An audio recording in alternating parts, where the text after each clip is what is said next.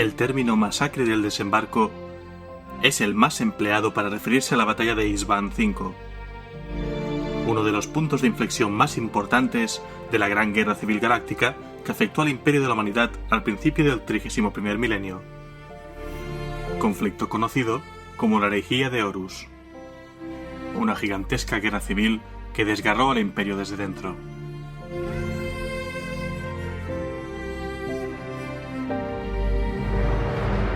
Acaecida al principio de la herejía, la masacre del desembarco representó uno de los primeros y más masivos enfrentamientos directos entre las tropas traidoras del Señor de la Guerra Horus y las fuerzas leales al Emperador, y se considera uno de los momentos decisivos de la historia del Imperio, ya que marca el momento en que las legiones traidoras quedaron irrevocablemente marcadas como tales y comprometidas con la causa del caos.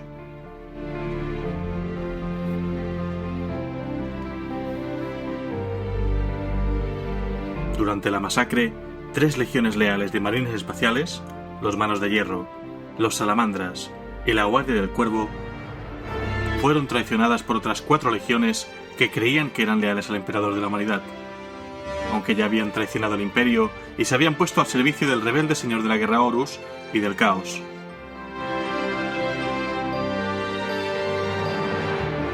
Los efectos y consecuencias de la batalla, particularmente entre las legiones de Astartes, siguen vigentes casi 10.000 años después,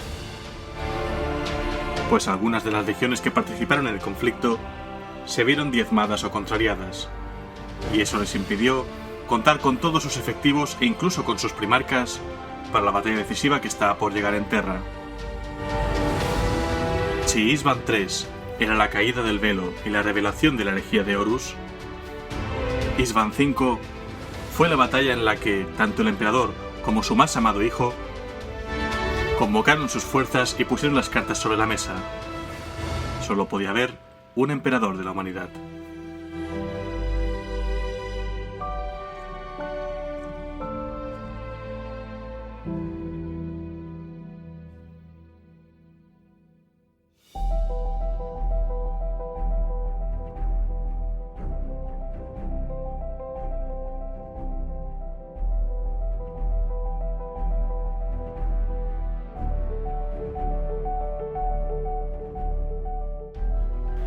Un saludo y bienvenidos a La Biblioteca de Tisca, vuestro podcast de trasfondo de Warhammer 40.000 en castellano. Os está hablando Helios y en este programa número 59 voy a narrar y dramatizar la masacre del desembarco en Isstvan V. Como ya sabéis, este podcast se puede escuchar en Spreaker Radio, en iTunes y en iVoox, vuestro kiosco de podcast online. Y además, como siempre, también tenéis disponibles mis redes sociales. Facebook.com/la biblioteca de Tisca, en Twitter el usuario @bibliotecatisca, y en Google Plus, en YouTube y en Steam las comunidades llamadas La Biblioteca de Tisca. Recuerdo que tenemos un grupo de juego de Steam, ya con más de 100 integrantes si no recuerdo mal, y su canal de chat de voz en Discord, donde se van hablando, pasando memes, organizando partidas de distintos juegos, etc. Así que los que estéis interesados os invito a uniros y a conocer gente. Menciono también que sigue en marcha el WAG a Warhammer World, todavía decidiendo el mes en el que se va a celebrar. Os recuerdo que esto simplemente es una quedada. A mí me apetecía ir a Warhammer World y básicamente vamos a tratar de que se pueda coincidir con algunos de nuestros eruditos, ¿no? Para conocernos un poco y visitar la meca del aficionado de Warhammer 40.000, ¿no? De momento va ganando septiembre todavía. En unas semanas seguramente cerraré ya esta parte y vamos a decidir ya la fecha exacta, ¿no?, en la que se trataría de coincidir, y pues los que todavía estemos interesados, mirar vuelos, la estancia y demás. Ya sabéis que esto es un proyecto un poco así, ¿no?, de muy libre, pero si estáis interesados simplemente tenéis que apuntaros y ya está, y podéis votar qué mes queréis que se haga. Los que no os vaya bien, bueno, podéis montar vuestro propio WAG a Warhammer World también, con más gente que te vaya bien las mismas fechas. Respecto al sumario de hoy, pues voy a relatar, como digo, la masacre del desembarco en Isstvan V, que es nada más y nada menos cuando el emperador manda a 7 legiones astartes a enfrentarse a las legiones traidoras tras lo acontecido en Isstvan III.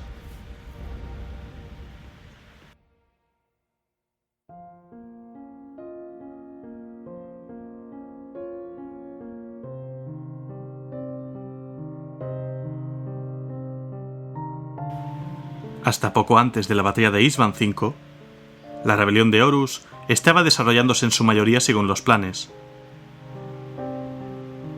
La primera prueba significativa que tuvo que superar dicha conspiración se produjo cuando Ferrus Manus, primarca de los Manos de Hierro, rehusó unirse a la rebelión, a pesar de los intentos de su hermano más querido, Fulgrim.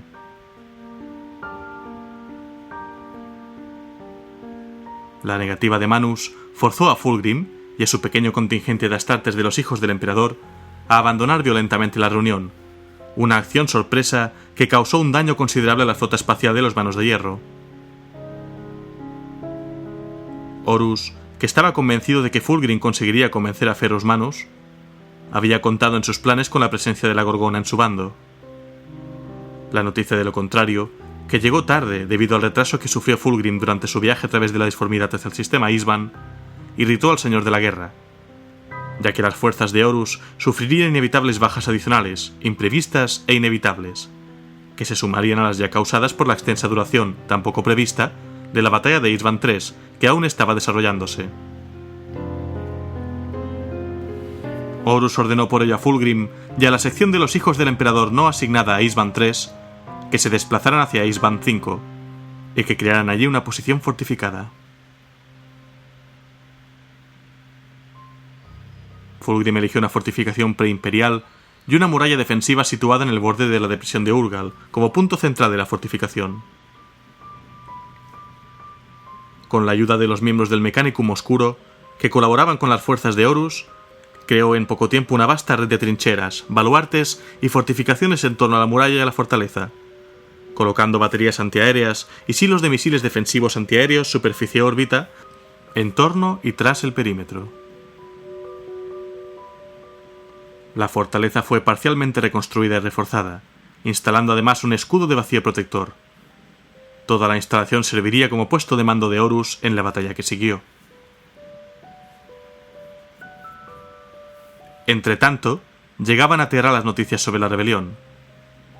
En respuesta a la traición al imperio de Horus y las legiones enviadas a Isstvan III, los hijos de Horus, los hijos del emperador, los devoradores de mundos y la guardia de la muerte, Rogaldorn, primarca de los puños imperiales, siguiendo órdenes del emperador, que acababa de conocer las acciones de Horus a través de los supervivientes leales a bordo de la Eisenstein, envió a 7 legiones completas de marines espaciales a la base de Horus en Isstvan V, para enfrentarse al Señor de la Guerra y acabar con las legiones traidoras.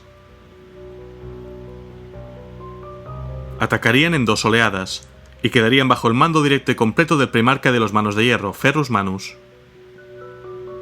En la primera oleada irían las legiones de los Manos de Hierro, los Salamandras y la Guardia del Cuervo.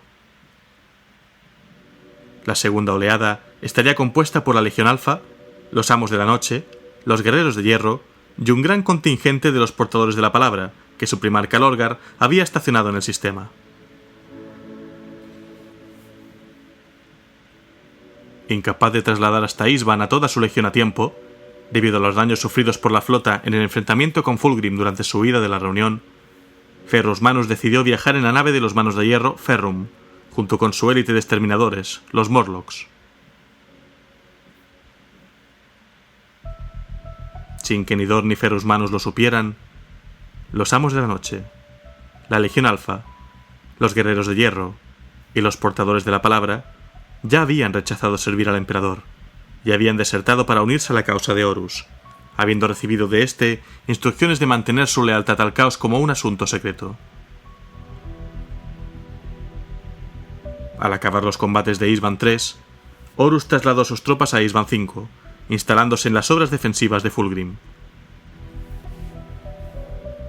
Las fuerzas de Horus en este momento incluían a la mayor parte de su propia legión, los hijos de Horus, así como las de los hijos del emperador, la Guardia de la Muerte y los Devoradores de Mundos. Junto con estas unidades astartes, también comandaba millones de soldados traidores del ejército imperial, bajo el mando del Lord Comandante Fail, y a los titanes de la Legio Mortis. Un relato del orden de batalla de Horus en Isstvan V afirma que contaban con 30.000 astartes, aunque la cantidad de combatientes no está clara.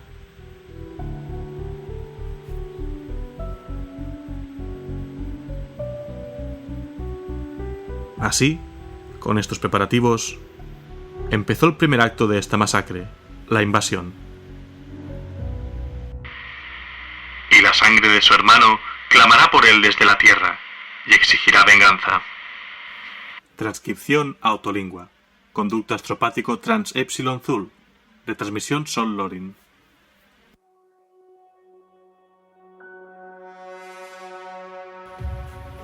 La primera nave imperial del destacamento de ejecución que penetró en el espacio real por el borde del sistema Isban fue la Ad Temperesta, una nave de observación especialmente diseñada de clase Sinfalia, perteneciente a la flota de la Legión de la Guardia del Cuervo.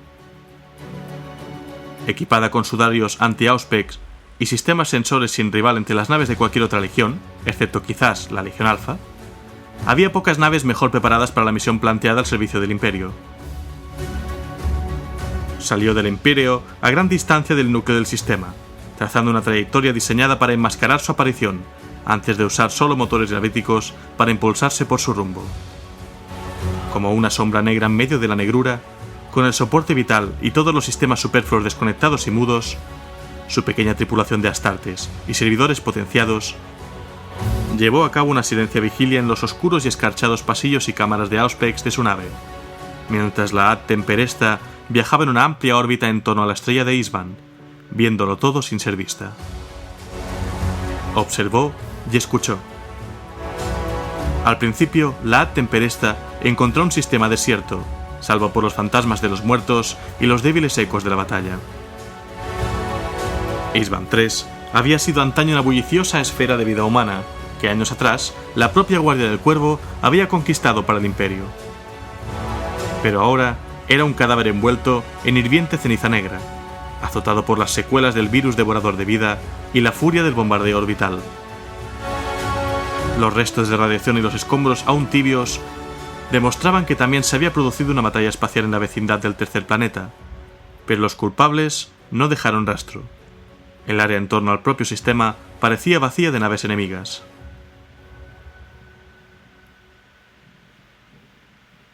El torturado estado de Isban 3 al menos parecía confirmar la enmarañada inteligencia de que disponían los leales, que en Isban 3 se había llevado a cabo una gran traición y que la sangre de aquellos que habían permanecido leales dentro de los hijos de Horus, los hijos del emperador, los devoradores de mundos y la Guardia de la Muerte había sido derramada amargamente. Pareció entonces que los leales no podrían vengarse, que los traidores habían huido de la escena de su crimen. Pero los guardias del Cuervo eran cazadores pacientes y no abandonaban un rastro tan fácilmente. La Ad Temperesta siguió avanzando, siguiendo los fantasmas de señales de comunicación hasta llegar a una fuente más intensa en el quinto planeta del sistema. Allí, a corto alcance, la nave de la Guardia del Cuervo descubrió la verdad. Bajo la densa atmósfera superior de Isban 5 se extendía una tormenta de comunicaciones encriptadas de corta distancia, señales de energía medio enmascaradas y el calor de decenas de miles de guerreros de las legiones astartes. Señal todo ello de que un vasto ejército se estaba trincherando. Aquí en Isban 5 se hallaban los traidores.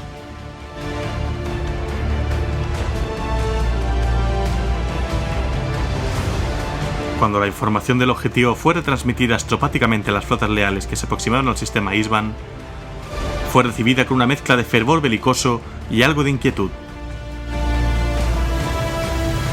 Dada la escala de la actividad oculta en Isban 5, estaba claro que el enemigo estaba levantando allí una fortaleza de fuerza prodigiosa, sin duda pensada para convertirse en el cuartel general de la rebelión del Señor de la Guerra, y en su principal terreno de reunión de tropas.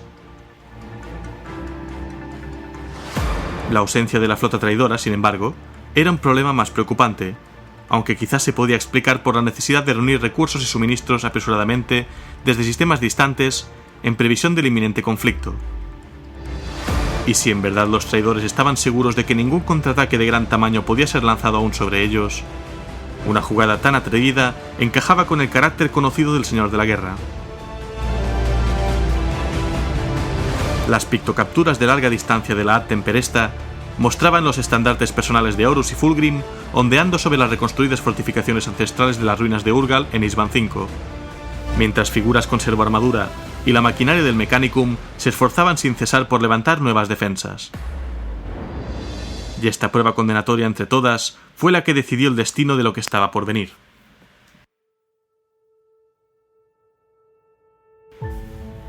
Es importante hacer notar que en esta etapa temprana del gran conflicto aún tenían que desvelarse todas las implicaciones y el rancio horror de la traición de Horus.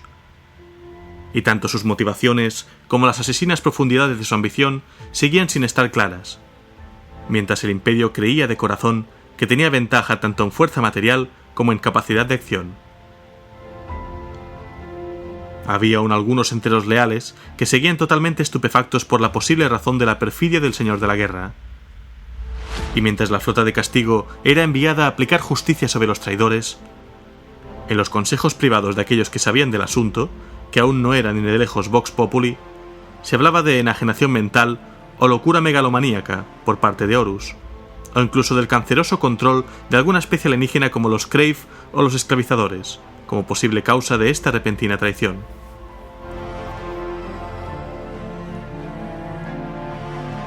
Sin importar esta confusión sobre su origen, el juicio del Imperio sería rápido y salvaje en su ejecución, y la rebelión de Horus, habiendo traído ya a 4 legiones astartes a su causa, fue considerada más peligrosa que ninguna de las que habían precedido durante la Gran Cruzada, ya que de hecho había habido varias.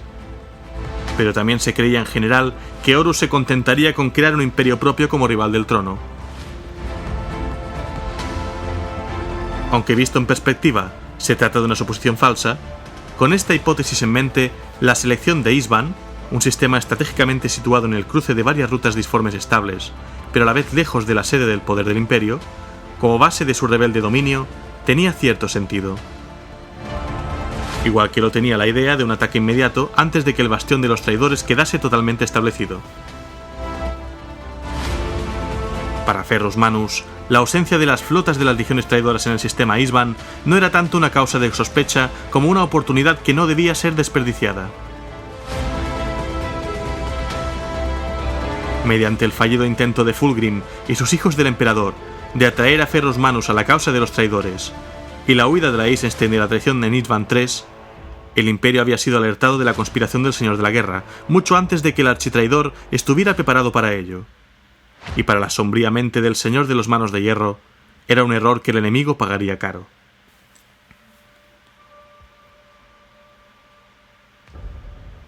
El momento de atacar era ahora, antes de que la flota enemiga retornase, para aplastar la rebelión con un único ataque combinado. Era un juicio compartido por muchos. Habían encontrado los preparativos de los traidores en desorden, con las disposiciones del Señor de la Guerra aún por cumplir, y sus defensas incompletas. El enemigo era vulnerable, o eso creían los leales.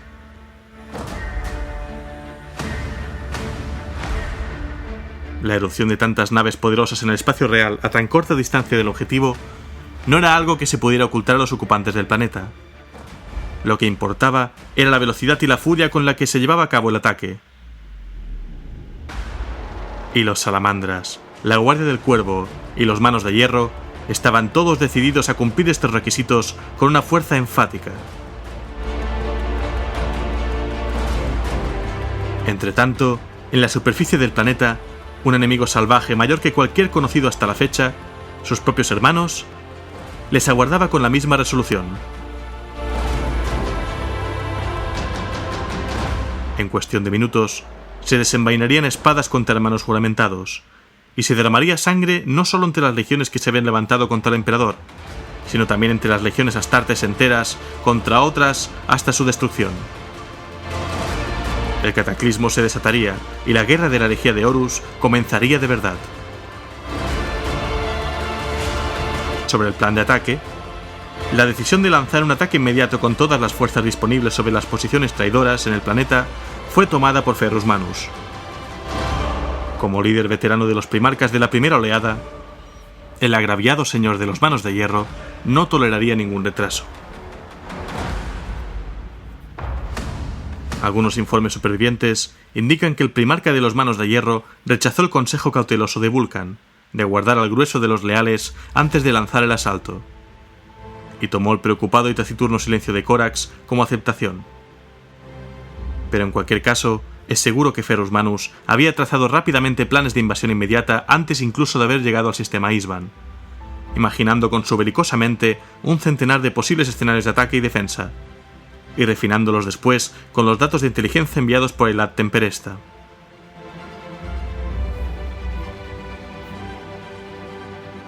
El reconocimiento de la nave infiltradora de la Guardia del Cuervo había sido concienzudo, detectando que la mayor parte de las actividades planetarias de los traidores se concentraban en una área identificada por los cartógrafos imperiales como la región de Urgal, compuesta por una amplia antiplanicie volcánica rota por un valle cada vez más estrecho conocido como la Depresión de Urgal.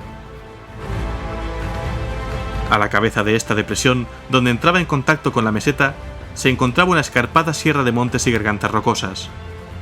De aquí, las medio arruinadas estructuras de una vasta red de fortificaciones de antiguo origen prehumano habían sido registradas por los cartógrafos imperiales hacía décadas. Fueron estas ruinas antediluvianas las que los augurios de la nave de la Guardia del Cuervo señalaron como el centro de la actividad traidora, con nuevos bastiones y líneas de defensa alzándose sobre los erosionados mundos alienígenas, y sus baluartes largo tiempo vacíos convirtiéndose en nuevos bastiones.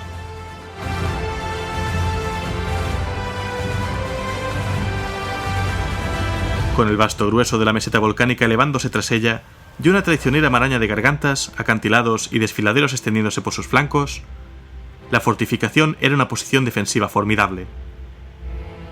La única ruta de gran tamaño para aproximarse y atacar por tierra a la fortaleza era la depresión de Urgal que se extendía a sus pies, un areal rocoso y agujereado de arena volcánica negra y escasa maleza con unos 20 kilómetros de ancho en su punto más amplio, y salpicado de mesetas de roca rota y desfiladeros de basalto y piedra pómez.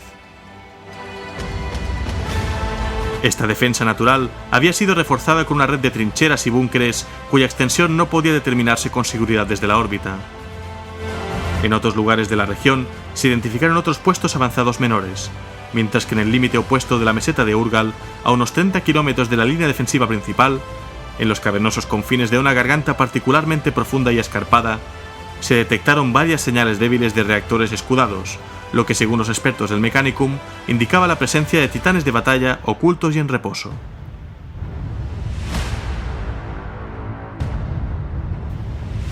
Siete horas antes del desembarco, obedeciendo a una señal astropática previamente convenida, las fuerzas de dos poderosas flotas de batalla de las legiones astartes, la de la Guardia del Cuervo y la de los Salamandras, rasgaron la realidad con rumbo hacia Isban V, casi al unísono, una hazaña del arte de los navegantes rara vez igualada.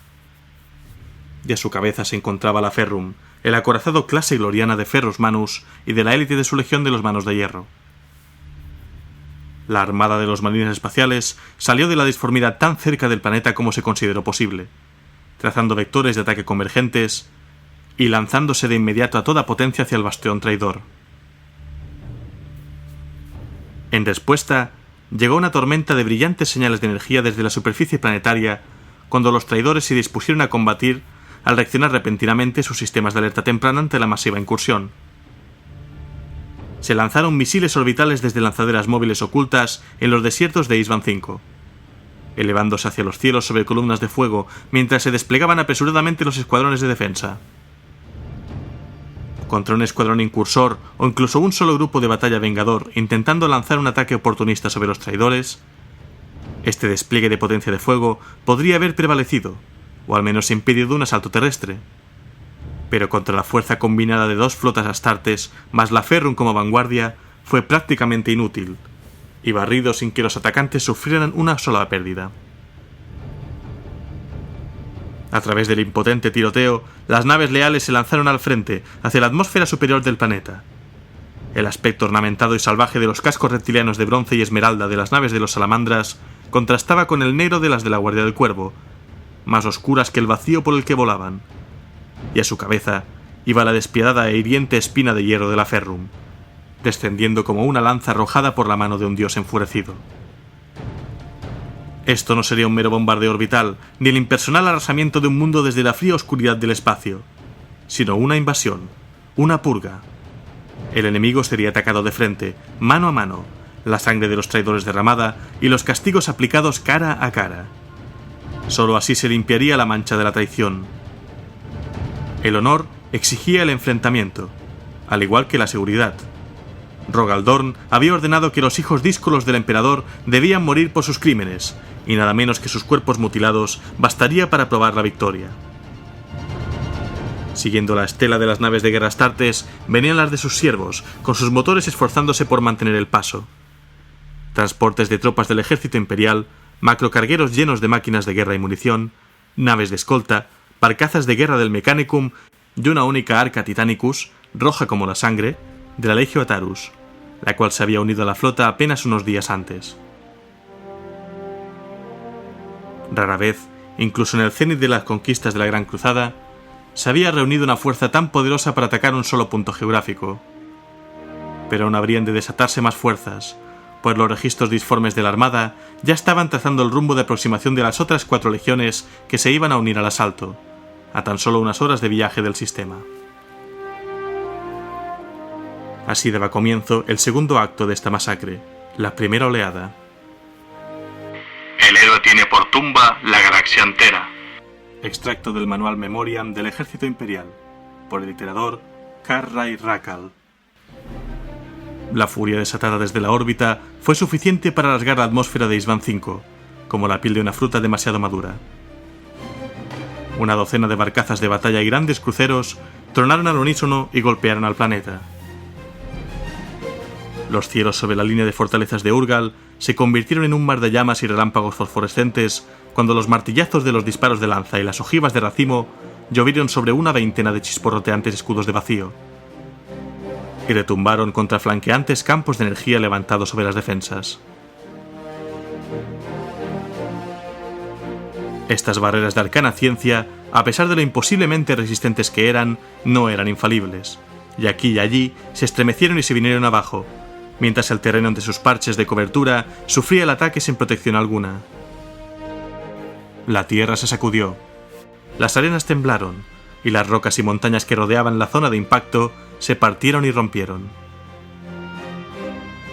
Pero sin que los atacantes lo supieran, en los días anteriores a su asalto, el Mechanicum Oscuro, que ahora servía al Señor de la Guerra, en cooperación con el Vil Fulgrim, había creado una construcción defensiva casi milagrosa en el breve plazo del que había dispuesto, y la mayoría de las fuerzas traidoras se refugiaron tras murallas con escudos o se atrincheraron muy por debajo de la resistente roca madre volcánica.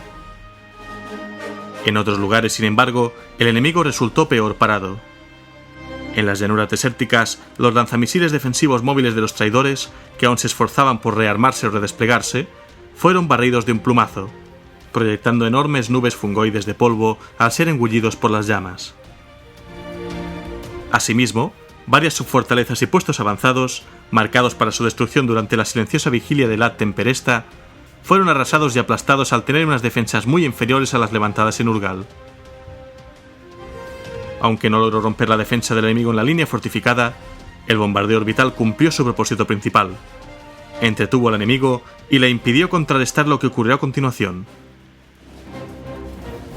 Pisando los talones a los macroproyectiles y rayos de energía que azotaban Isban V, llegaron los marines espaciales.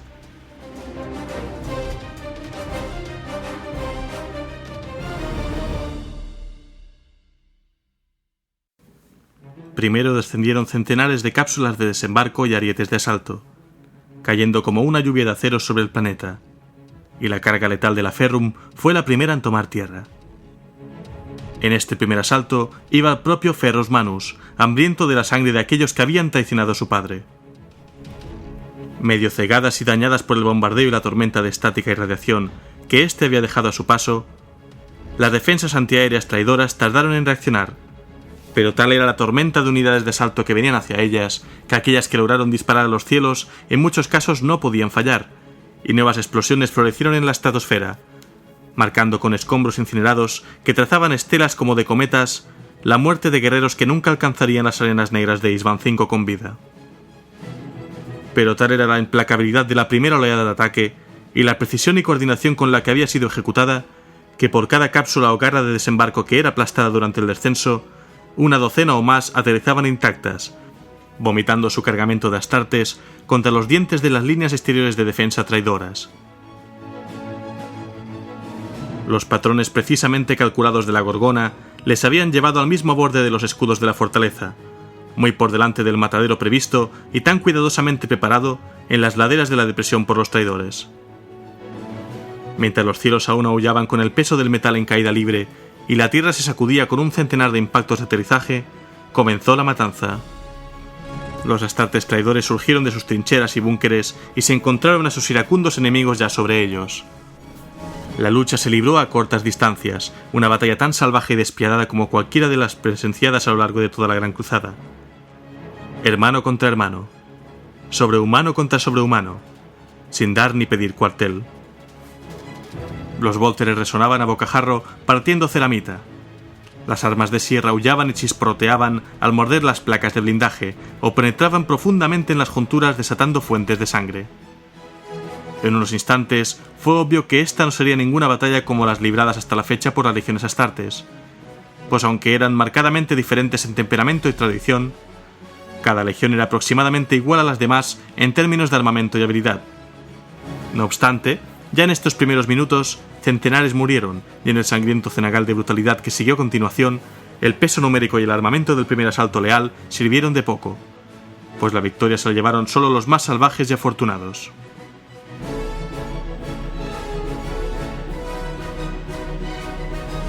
El asalto de choque de la vanguardia había cumplido su misión, y en los siguientes minutos el ejército leal aprovechó el respiro obtenido para hacer aterrizar más cápsulas de desembarco, cañoneras y lanzaderas, y así desplegar al grueso de las legiones de la Guardia del Cuervo y los Salamandras, desatando a decenas de miles de marines espaciales en la depresión de Urgal en formación de combate.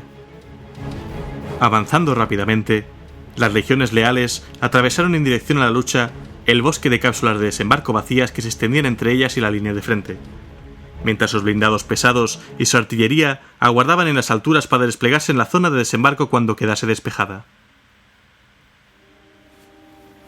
42 minutos tras el desembarco, ambos bandos, traidor y leal, estaban totalmente entregados al combate y estaban aplicando fuerza letal en cantidades equivalentes. Las formaciones de ataque leales habían logrado desplegarse según el plan previo a la batalla de Ferrus Manus. Frente a ellas, las murallas recientemente potenciadas de la fortaleza estaban incrustadas con docenas de emplazamientos de cañones, puntos de disparo, nidos de cañones THAAD y baterías de armas pesadas, mientras que ocultos tras muros o trincheras, los tanques superpesados traidores aportaron su propia potencia de fuego a la mortal bienvenida preparada para los leales. Además, las tropas del ejército imperial leales a su señor de la guerra fueron empleadas despiadadamente como escudos humanos, empujadas fuera de las fortificaciones a centenares, para caer ante las armas leales, donde morían aullando por disparos de Volter o eran reducidos a cenizas calientes por armas vórquitas. Un gasto de vidas rápido y sin apenas recompensa.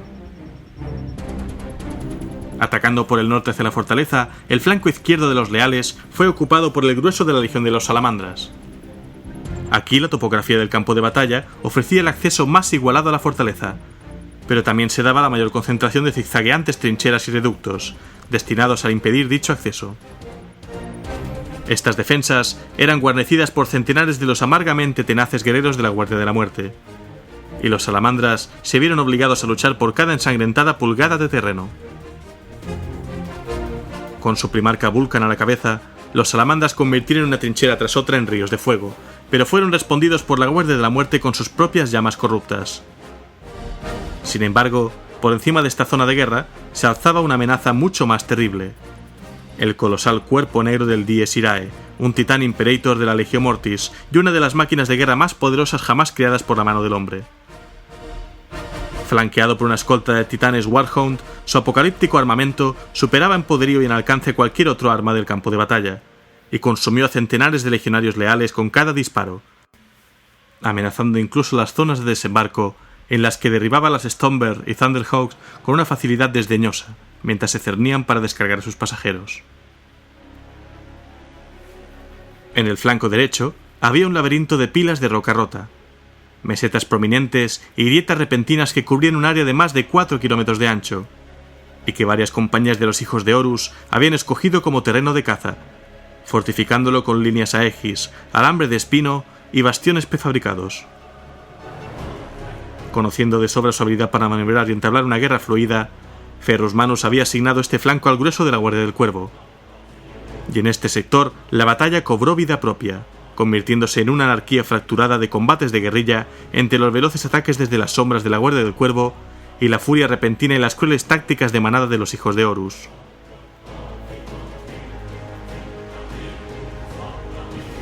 Por encima de la maraña de gargantas y mataderos, Corax y sus compañías de asalto se lanzaban sobre chorros de llamas, decapitando y desmembrando a sus enemigos como un rapaz atacando desde las alturas. Pero los hijos del architraidor siguieron luchando con denodada arrogancia, siempre letales en el contraataque. En el centro de la línea, donde el fuego enemigo era más furioso, se encontraba el infatigable Ferrus Manus, rugiendo su desafío. La Gorgona lideraba una demoledora cuña de exterminadores Morlocks, del clan Averni. Unos 1000 al inicio del ataque.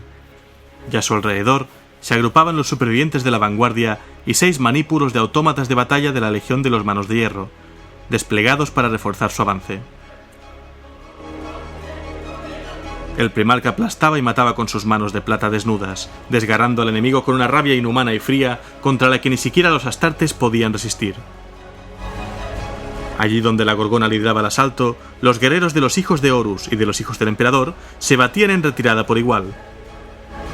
Mientras el iracundo primarca avanzaba, sus legionarios revestidos de hierro negro le seguían implacables a través de la incesante lluvia de proyectiles como si fuesen hombres enfrentándose a una tormenta, acribillando o aplastando a cualquiera que se acercase a su radio de alcance. Más cerca de la fortaleza, la resistencia enemiga se hizo más pronunciada, y a la sombra de los cañones traidores, los Manos de Hierro encontraron por primera vez legionarios de los hijos del emperador en los que se había producido un cambio impactante y terrorífico.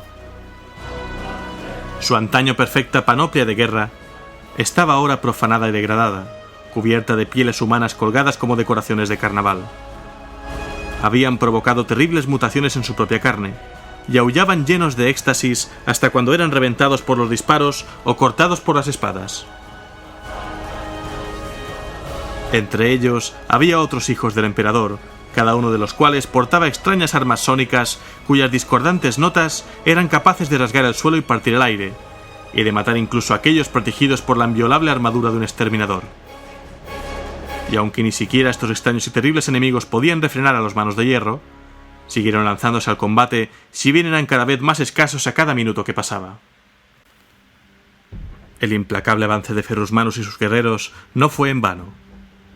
En el terreno que el primarca había conquistado con tanto derramamiento de sangre, y por detrás de los Manos de Hierro, el grueso de los blindados astartes de la segunda oleada estaba formando y empezando a avanzar para apoyar el ataque, enviando oleada tras oleada de cohetes Wildwind y proyectiles Basilisk por encima de las cabezas de los leales para golpear a la propia fortaleza.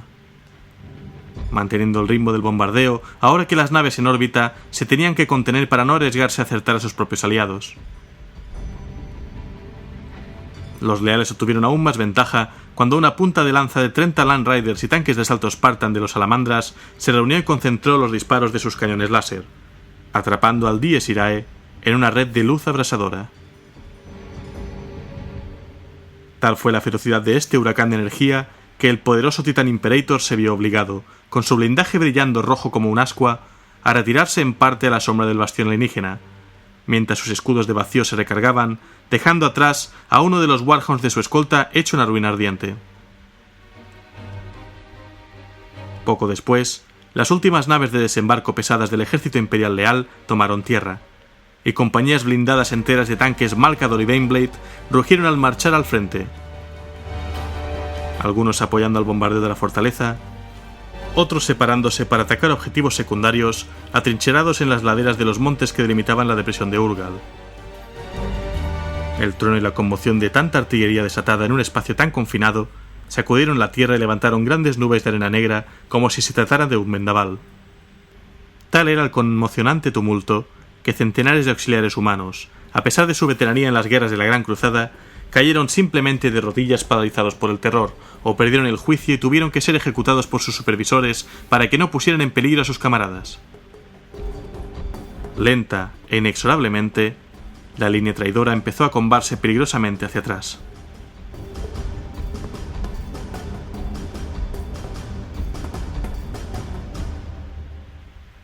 ...78 minutos tras el desembarco...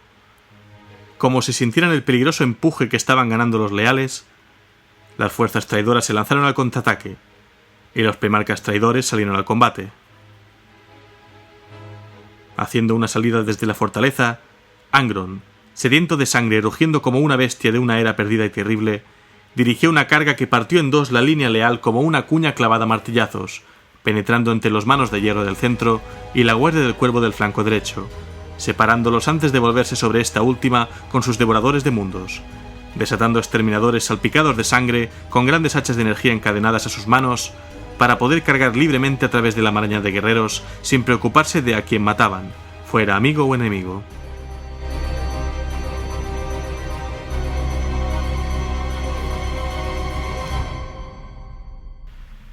En el flanco izquierdo, grandes nubes de niebla venenosa barrieron las trincheras, disolviendo la carne a través de las brechas más pequeñas en las armaduras, y los aullidos ahogados provocados por muertes tan desagradables anunciaron la llegada de Mortarion, el segador.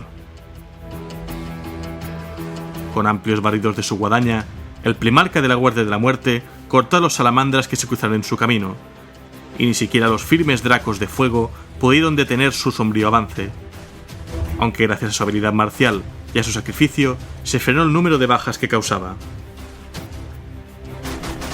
Incluso cuando ya el ataque leal detenía su avance, más tropas traidoras aparecieron.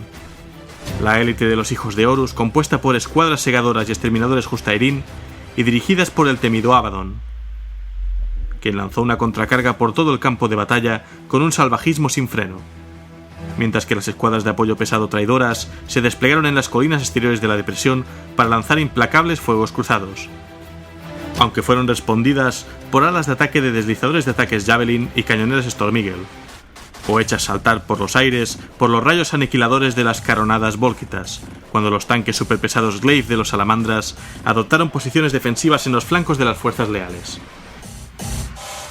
Las cañoneras, liberadas de su carga de legionarios y máquinas de guerra, lanzaron desesperadas pasadas casi suicidas, volando abajo a través de la tormenta de fuego, con sus armas abriendo fuego a toda potencia con la esperanza de cambiar la marea de la batalla, y muchas acabaron derribadas de los cielos como meteoros ardientes.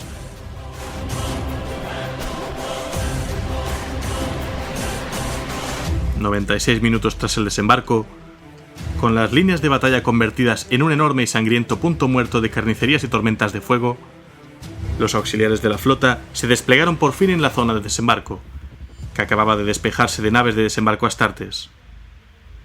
Unidades del ejército imperial, regimientos de infantería pesada, compañías de artillería y destacamentos de tanques superpesados marcharon al frente.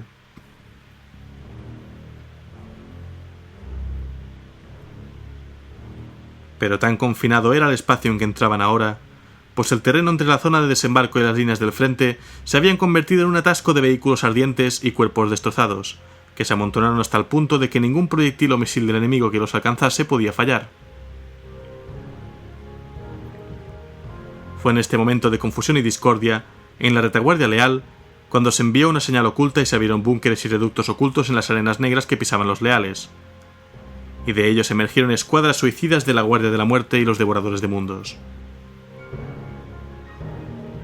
donde se encontraron con legionarios o con vehículos pesadamente blindados. La matanza provocada por los traidores emboscados fue detenida o al menos contenida, pero donde surgieron en medio de las filas del ejército imperial, no hubo nada más que una masacre brutal. Los meros humanos, sin importar lo bien entrenados o equipados que estuvieran, demostraron estar tan indefensos ante los astartes como niños ante lobos hambrientos. Y en este punto muerto, 132 minutos tras el desembarco, donde un bando perdía terreno en su sitio, lo recuperaban otro, y las líneas de batalla cambiaron una y otra vez, sin que ninguno de los dos ejércitos lograse imponerse sobre el otro a pesar de la tremenda destrucción causada por ambos. La sangre cubrió de rojo las arenas negras. Decenas de miles de marines espaciales habían muerto en poco más de 2 horas de combate, un cataclismo nunca antes visto en un conflicto abierto, y decenas de miles más seguían luchando, maltratados y heridos.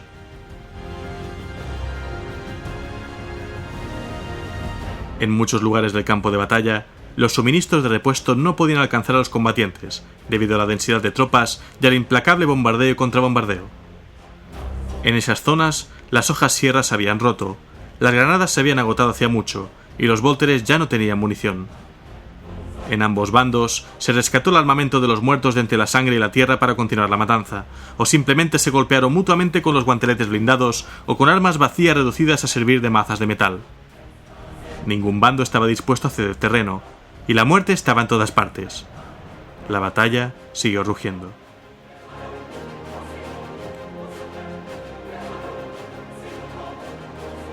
Mientras la matanza en la fortaleza continuaba sin freno, en el extremo más alejado de la depresión de Urgal, un vasto objeto carmesí descendió lentamente mientras recibía disparos antiaéreos que dejaban quemaduras en sus flancos blindados cilíndricos. Era un manípulo de batalla de la Legio Atarus, la legión titánica de los Marcas de Fuego, y su llegada había sido justificada por las firmas de calor de otros de su especie, que avanzaban a través de la remordinada tormenta de polvo de la llanura desértica.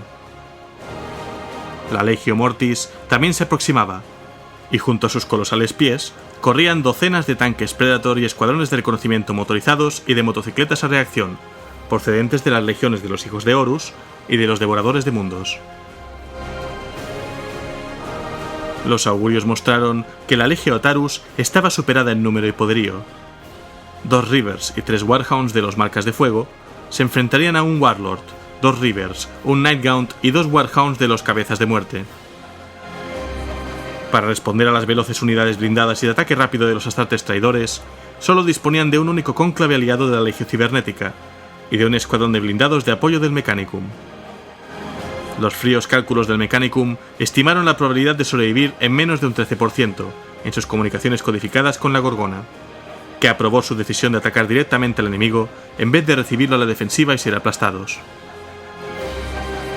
Para la Legio Atarus, la oportunidad de atacar a sus antiguos hermanos de la Legio Mortis no cumplía solo el deseo de aquellos que habían permanecido leales de castigar a los traidores, sino que era la culminación de un agravio largo tiempo guardado, que tenía sus raíces en sucesos acaecidos décadas antes de esta batalla.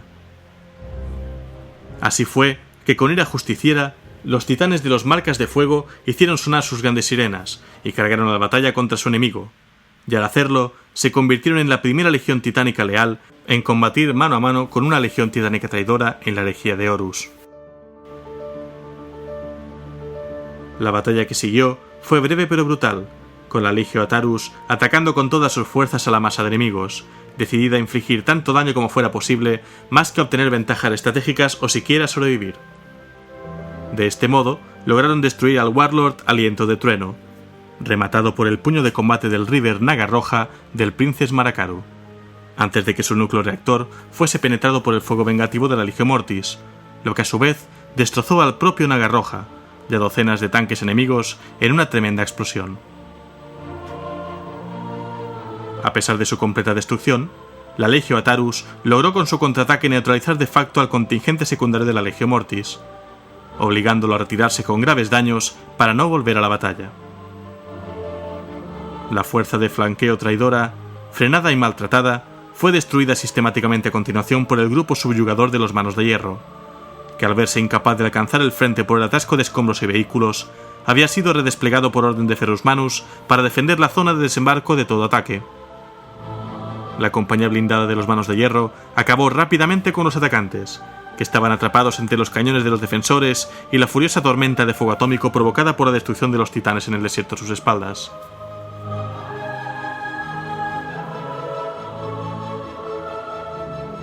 Las últimas motocicletas a reacción traidoras, batiéndose en retirada ante los Manos de Hierro, intentaron ponerse a cubierto ante las ardientes ruinas de los titanes, pero fueron derribadas y destrozadas por los últimos autómatas de batalla envueltos en fuego de la Legio Atarus, implacables en su furia y fieles más allá de la muerte de sus amos.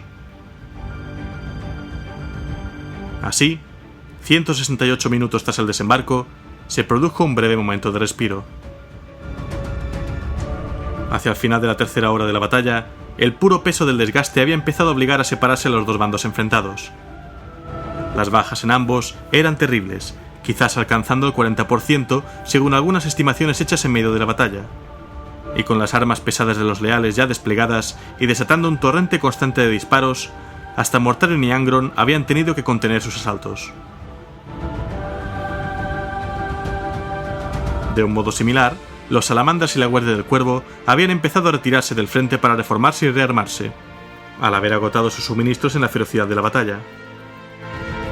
Solo Ferus Manus y los restos de sus manos de hierro se negaron a retirarse y ceder una sola pulgada del terreno que él y su legión habían ganado con su sangre. La escalada de la matanza era inimaginable, y las tácticas habían perdido todo su sentido. Un poder suficiente para conquistar sistemas estelares enteros había sido liberado en un espacio de solo 20 kilómetros de ancho, y todo lo que quedaba a su paso eran escombros, vehículos destrozados y sangre. Pero, ¿qué se había conseguido con ello? Sí, los leales habían abierto su zona de desembarco y desgarrado grandes brechas en las líneas de defensa traidoras. Habían expulsado al enemigo de las colinas circundantes y rechazado un flanqueo de la Legio Mortis, pero no habían cumplido sus objetivos estratégicos. La fortaleza del fondo del valle seguía en pie, el enemigo aún estaba trincherado, y sus cañones no habían sido silenciados. Asimismo, unas formas más extrañas estaban posicionándose entre las filas traidoras.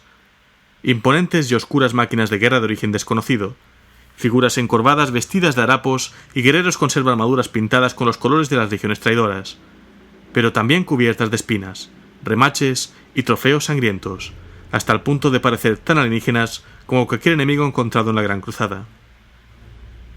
La batalla estaba en el filo de la navaja, y cada guerrero presente sabía que la muerte la guardaba inmisericordia y segura, pues aquí los semidioses caminaban como ángeles exterminadores, y la furia de todas las artes sangrientas de la humanidad se desataba. Todos sabían que, por inimaginable que la carnicería hubiera sido ya, aún estaba lo peor por llegar. Y entonces llegó la segunda oleada, y con ella el tercer acto, la masacre. En solitario, un legionario es un enemigo formidable, tan superior al hombre como el lobo lo es de las ovejas. Unida, atada por lazos de lealtad inamovible, una legión es una fuerza capaz de extinguir las estrellas y sacudir los mismos cielos. Lorgar Aureliano, primarca de los portadores de la palabra. 204 minutos tras el desembarco, una vez más el cielo se oscureció cuando centenares de naves de desembarco, Thunderhawks, Stonebirds y Deathclaws descendieron a través del torturado aire sobre chorros de fuego.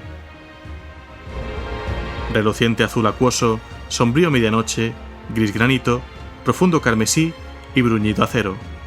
La armada voladora llevaba las marcas de los prometidos guerreros de hierro, amos de la noche, portadores de la palabra y Legión Alfa. El poder de estas 4 legiones, que ya se habían hecho sus propias famas marciales en los anales de la Gran Cruzada, sería la perdición de una facción y la salvación de la otra, y la crueldad de esa verdad sería demostrada en apenas unos minutos. Con la rapidez y la experta precisión que solo los astartes son capaces de mostrar, los recién llegados se desplegaron rápidamente, enviando destacamentos al frente y dedicando el grueso de sus fuerzas a crear una segunda zona de desembarco al sur de la primera. La Legión Alfa pareció reforzar el flanco izquierdo, y los portadores de la palabra el derecho, mientras que los amos de la noche se dividieron y rodearon el perímetro de la zona de guerra, y los guerreros de hierro aterrizaron justo detrás de la retaguardia del ejército imperial, al borde de la llanura, y de inmediato empezaron a desplegar bastiones blindados y líneas de defensa, uniendo sus naves y vehículos de asedio hasta formar una fortificación inexpugnable a una velocidad pasmosa. Esta segunda y repentina fortaleza de placas de blindaje miraba desde las colinas a la mole envuelta en humo de la fortaleza de Urgal, y los leales estaban encajonados entre ambos bastiones. Extendiéndose a cierta distancia de este baluarte, como si no se atrevieran a acercarse a la acerada monstruosidad recién nacida, nuevas oleadas de las demás legiones siguieron llegando, formando zonas de desembarco terciarias y formando en orden de combate. Algunas fuentes sostienen que al producirse la llegada de las 4 nuevas legiones, Corax, el habitualmente taciturno primarca de la Guardia del Cuervo, fue el primero en proponer una retirada de aquellos que ya estaban combatiendo para que los recién llegados pasaran al frente. Su legión había sufrido mucho en la batalla, como todos los combatientes, y no tenía deseos de gastar más vidas en un desgaste sin sentido si fuerzas superiores aún intactas podían dar un paso al frente. Vulcan de los Salamandras también estaba a favor de la consolidación, pues su legión había participado en algunas de las luchas más implacables y salvajes al enfrentarse a la Guardia de la Muerte. Las oscuras armas de la 14ª Legión habían infligido muchas bajas, y casi todos los guerreros de Vulcan estaban heridos y desprovistos de munición. Ferrus Manus, sin embargo, no quiso ni oír hablar de ello. La retirada era para él impensable, y sin darse cuenta, el enclave de Manos de Hierro y otros leales que se habían formado a su alrededor se estaba quedando peligrosamente separado de las líneas leales. Ordenó a sus fuerzas que no solo resistieran, sino que siguieran avanzando, incluso mientras Corax ordenaba a su legión que retrocediese hacia la zona de desembarco para abrir paso a los recién llegados, y Vulcan y sus salamandras empezaban a hacer lo mismo con paso lento pero deliberado. Hay informes sin confirmación de que lo que provocó la ira de la Gorgona y lo empujó a ignorar la voz de la razón en este momento crítico fue avistar a Fulgrim, primarca de los hijos del emperador, entre el enemigo. Antaño su mejor amigo, ahora su más odiado enemigo. Al ver al provocador Fulgrim, Ferrus Manus dio rienda suelta a su rabia y abandonó a sus hombres para enfrentarse personalmente con su hermano, buscando matar al Fénix y cobrarse venganza sin importar el precio. Los relatos de los pocos que sobrevivieron a lo que siguió hablan de las dos figuras divinas intercambiando golpes devastadores sobre un montón de cadáveres y moribundos, y de la burlona risa de Fulgrim resonando con una claridad imposible a través del estruendo de la batalla. Poco se puede decir con seguridad de lo que sucedió a continuación, salvo que en este momento, cuando la causa traidora parecía perdida, una única y enorme bengala surgió del bastión negro del Señor de la Guerra, cubriendo el campo de batalla con un brillo sangriento latente. La trampa fue activada, y el golpe más cruel cayó. En el minuto 234 tras el desembarco, se produjo la traición.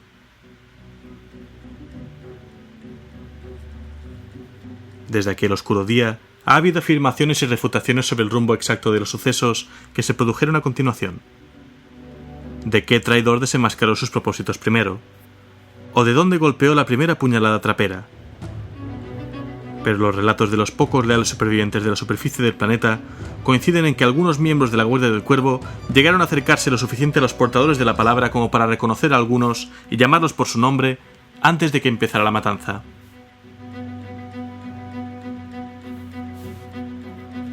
Todas a una, las 4 legiones recién llegadas juraron lealtad al enemigo y abandonaron su obediencia al trono de Terra, declarando su traición con la voz de 100.000 cañones. La carnicería fue inmediata y total.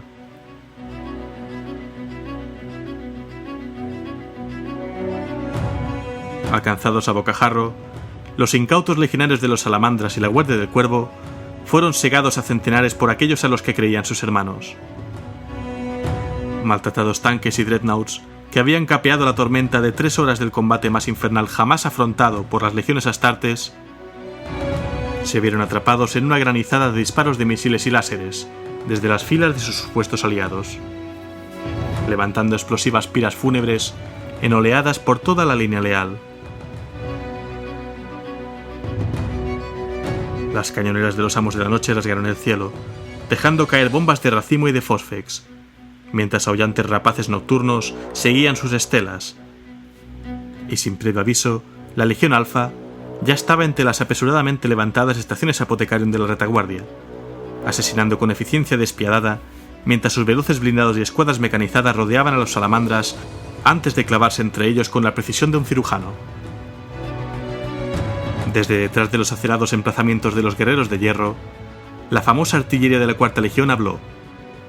Sus letales Wild Winds Scorpius y cañones de asedio Minotaur devastaron los aturdidos batallones del ejército imperial y arrasaron las zonas de desembarco de la primera oleada, mientras que sus tanques Cerberus y Typhon avanzaban para destrozar los tanques superpesados del ejército imperial a corta distancia. En medio de esta carnicería, Fulgrim de los hijos del emperador y Ferrus Manus, antaño tan cercanos como solo podrían estarlo los verdaderos hermanos, se enfrentaron en una titánica lucha a muerte cruelmente igualada. En el transcurso del acalorado combate, Ferrus Manus cayó derrotado y fue decapitado por su antiguo hermano.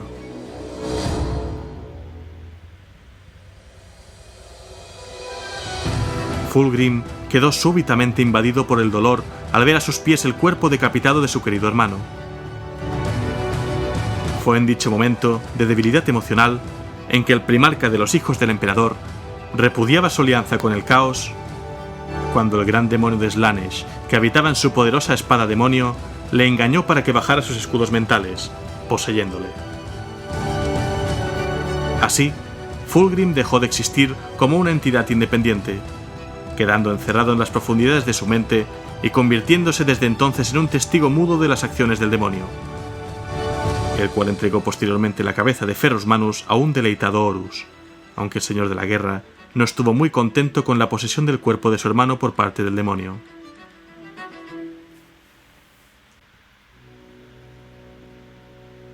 De la antigua y quebrada línea defensiva surgió un gran aullido de triunfo, y de nuevo los perros de la guerra del señor de la guerra salieron a combatir. El berserker Angron y Mortarion, el espectro de la muerte, llevaron a sus legiones de nuevo a la masacre para satisfacer su sed de sangre, y al fin el mismo Horus salió de su oscuro bastión, liderando a sus guerreros para acabar con los machacados restos del clan Averni del difunto primarca.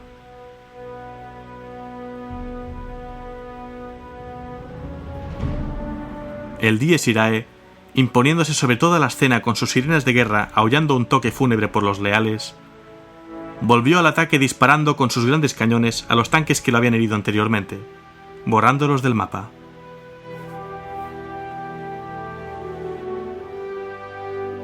Traicionados, superados en número y atrapados, para los leales en Isban 5 no había esperanza de salvación o de victoria. Miles habían caído en los primeros segundos de la masacre, pero aún quedaban miles más, y en los corazones de los salamandras, guardias del cuervo y manos de hierro supervivientes, un odio enfurecido cobró vida rugiente. Escupiendo desafíos hasta el final, siguieron luchando, hasta la última gota de sangre y la última bala. Se batieron como los legendarios héroes de antaño y no flaquearon. Pero esto ya no era una batalla, sino un exterminio.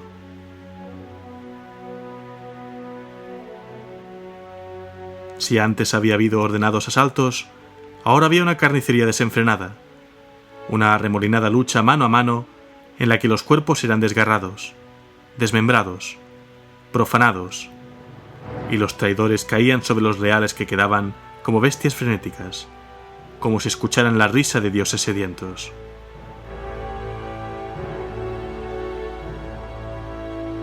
Entre las filas de los portadores de la palabra, una vanguardia de guerreros de armadura carmesí, los Gal Volvac, degeneró en terroríficas criaturas de pesadilla envueltas en la corrupción de la disformidad al cargar contra los leales, mientras que los devoradores de mundos avanzaban a golpe de hacha sin preocuparse de a quién mataban. Cualquiera que se interpusiera en su camino, fuese amigo o enemigo, se convertiría en víctima de su cosecha de cabezas cortadas.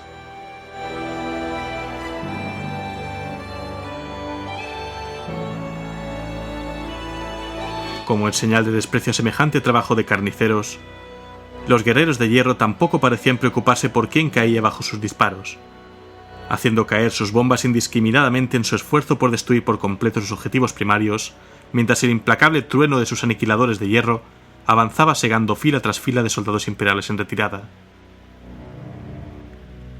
Una salva de disparos de plasma de los Predators Executioners de los portadores de la palabra impactó como una llamarada solar en miniatura entre las naves de desembarco de la Guardia del Cuervo. Una horda de legionarios de gris granito cargó a continuación, sin preocuparse por estar atravesando campo abierto y estar sufriendo bajas por el flaqueante fuego leal. Y con su brillante primarca Lorgar a la cabeza, atravesaron las naves de desembarco y se abalanzaron sobre la base de la Guardia del Cuervo, como una marea destructora. Los Gal Volvac, los marines poseídos de élite de los portadores de la palabra, saltaron sobre Corax, intentando aplastarle con sus cuerpos en el cuerpo a cuerpo. Sin embargo, el primarca de la Guardia del Cuervo demostró ser un guerrero tan formidable que ni los astartes potenciados por la posesión demoníaca eran rivales para él, y los mató con facilidad.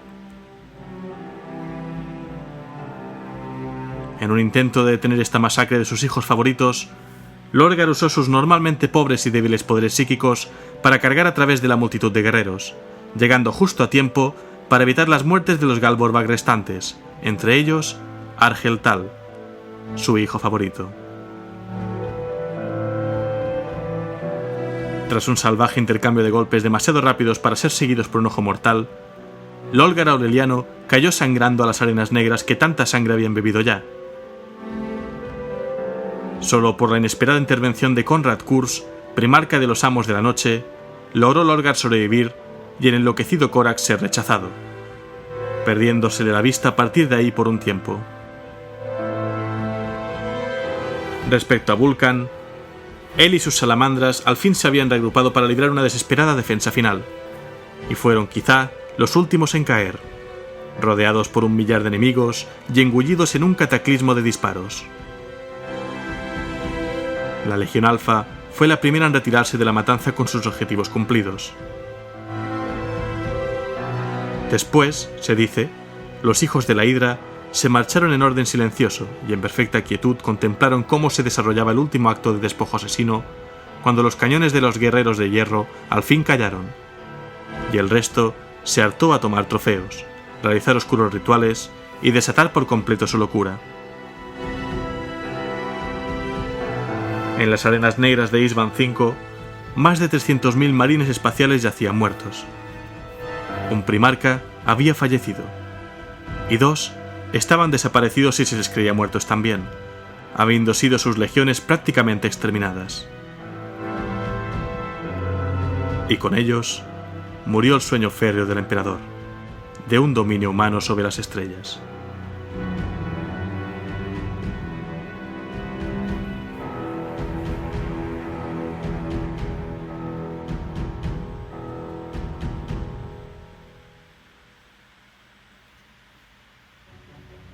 Pero por aplastante que fuera la victoria traidora en la masacre del desembarco, pronto se hizo evidente que no había sido absoluta. Varios grupos pequeños de supervivientes habían logrado abrirse camino fuera de la trampa tan pronto se vio que todo estaba perdido, bien abordando una cañonera en mitad del caos, bien deslizándose por los barrancos o las cambiantes y polvorientas llanuras volcánicas. Una huida permitida en parte por la sed de sangre de algunos de los traidores, y por el ansia de coger botín de otros, y por la desconfianza y, de hecho, en algunos casos, desprecio que las legiones traidoras parecían sentir las unas hacia las otras ya entonces. En los cielos sobre Isban V, las flotas de guerra de los leales también habían sido traicionadas y asaltadas, y allí, aunque superadas en número, habían logrado plantar más cara de la que hubiera sido del agrado de los traidores.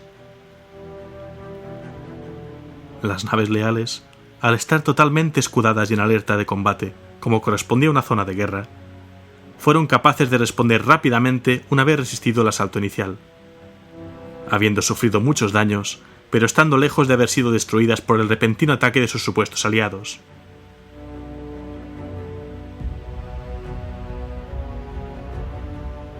La batalla espacial resultante había durado muchas más horas que la carnicería en la superficie, y algunas naves leales siguieron luchando testarudamente, negándose a abandonar a su legión en el planeta, a cualquiera que fuera el oscuro destino que les había acaecido, con lo que acabaron pagando el precio definitivo por su lealtad. Otras, gravemente dañadas, o bien fueron puestas en fuga, o bien admitieron la futilidad de enfrentarse a un enemigo tan superior en número cuando vieron que las flotas de las primeras legiones traidoras regresaban, y lograron escapar del sistema con los enemigos pisándoles los talones, y la venganza latiendo amarga en sus corazones. La batalla de Isban V había acabado, y el traicionero señor de la guerra era su vencedor. El torbellino de la guerra galáctica había sido sembrado, y los dioses oscuros cosecharían los años de terror y sangre que se producirían a continuación.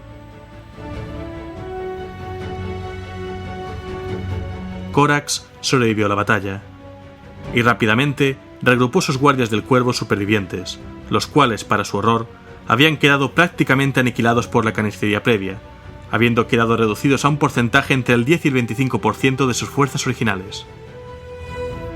Organizó a estos supervivientes, se dice que unos 4.000, sobre una colina alta. Durante su huida, su posición casi fue descubierta por una columna blindada de guerreros de hierro que pasaban por allí. Prefiriendo destruirlos, Corax montó una emboscada con sus escuadras tácticas y de asalto supervivientes, y los arrasó, antes de que los traidores pudieran informar de sus hallazgos y antes de tener que trasladar su escondite.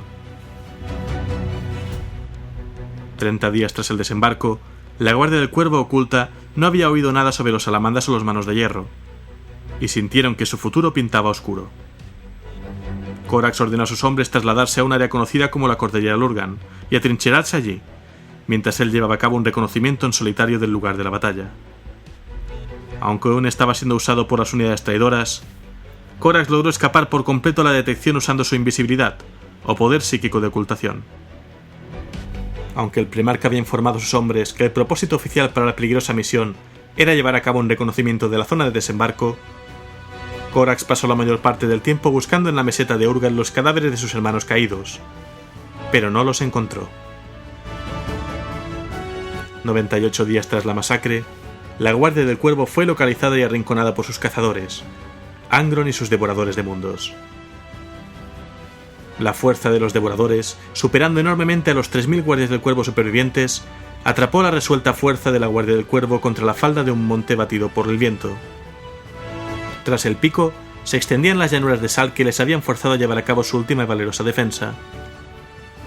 Ante ellos se extendía la fuerza combinada de los devoradores de mundos, la legión de marines espaciales impulsados por la reba de Angron, quien avanzó a la vanguardia del ataque rugiendo en busca de la sangre de su hermano. Un mar azul y blanco de astartes de los devoradores de mundos, salpicado del rojo de las entrañas de los caídos, barrió el valle buscando la destrucción de la Guardia del Cuervo. Enloquecidos por sus implantes neurales y empujados a un violento frenesí por los inhumanos cócteles de estimulantes, los furiosos guerreros de los devoradores de mundos bombardearon las empinadas lomas en las que se habían atrincherado los leales con sus Wild Wings y su artillería. Cada uno de los guerreros rugía con el ansia de cumplir los juramentos de sangre que había hecho con su primarca. Pero antes de que pudieran erradicar de forma absoluta a los guardias del Cuervo, los devoradores de mundos fueron atacados desde un flanco inesperado.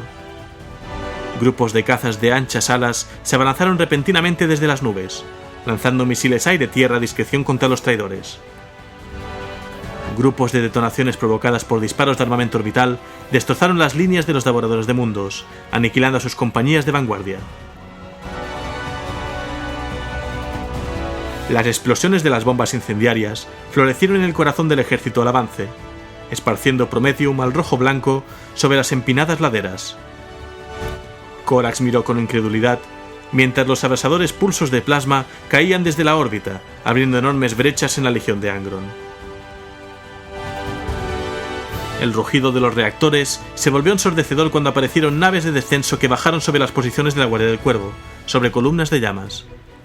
Naves de descenso negras, blasonadas con los emblemas de la legión de Corax.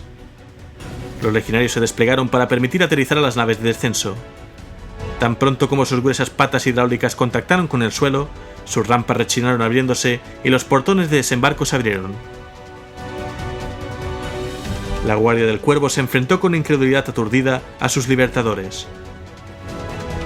Las naves de descenso pertenecían a una misión desesperada de rescate enviada por el comandante Bran Neff, un capitán de la Guardia del Cuervo que había sido dejado al cargo del mundo natal de la Legión, Deliverance.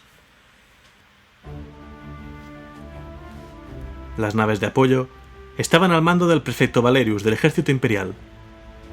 Sin mayor retraso, los supervivientes de la Guardia del Cuervo se prepararon rápidamente para embarcar y escapar a bordo de las naves de descenso, saliendo de órbita y dejando atrás a los babeantes berserkes de los devoradores de mundos, cuyo furioso primarca aullaba fútilmente en busca de sangre. Entretanto, la Legión Alfa se había infiltrado en la Guardia del Cuervo durante la masacre del desembarco, alterando quirúrgicamente a sus operativos para parecerse a astartes fallecidos de la Legión del Cuervo e insertándolos en la Legión de Corax durante el caos de la persecución llevada a cabo en Isban V. Alfarius y Omegon habían sido prevenidos por la organización alienígena conocida como la Cábala de que la 19ª Legión recibiría en el futuro un objeto increíblemente importante y secreto, que sería de gran valor para la causa de Horus. A través de un oficial de enlace y de otro Astartes infiltrado, hicieron que una flota de los Devoradores de Mundos cesaran su persecución de las naves de Bran, de forma que lograran alcanzar la órbita de Isban V, rescataran a los supervivientes y huyeran a Terra, donde conseguirían dicho objeto que los infiltrados de la Legión Alfa podrían robar posteriormente. Corax nunca llegó a saber cómo había conseguido Bran llegar hasta Isban V, pero estaba agradecido por el rescate. El propio Bran no quería revelar qué le atrajo hasta Isban V, ya que consideraba que el asunto era demasiado sensible. Lo que le había empujado a actuar habían sido los repetidos e inexplicables sueños proféticos que había tenido Marcus Valerius, el prefecto de la cohorte de Therion, el regimiento del ejército imperial acuartelado en el sistema del mismo nombre, y que formaba parte de la flota expedicionaria de la Guardia del Cuervo. La terrible absolución a manos de Angron podía haber sido un final válido para la 19ª Legión, pero tras considerarlo todo, Corax se sintió aliviado de haber podido sobrevivir para luchar de nuevo en nombre del emperador. Así pues, Corax pudo abandonar finalmente Isban V, pero con solo 3.000 de los 80.000 marines espaciales con los que había desembarcado.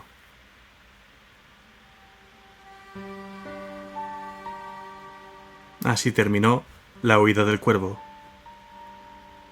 El sangrante epílogo acontecido tras la masacre de Isban V.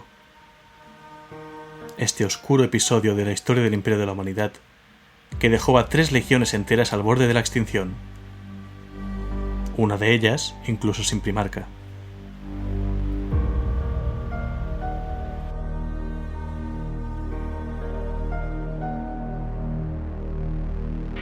No tenemos lugar para la esperanza. Planeamos y actuamos. La esperanza es para soñadores y poetas. Tenemos nuestra voluntad y nuestras armas, y dictaremos nuestro propio destino. Lord Corvus Corax, primarca de la Legión de la Guardia del Cuervo.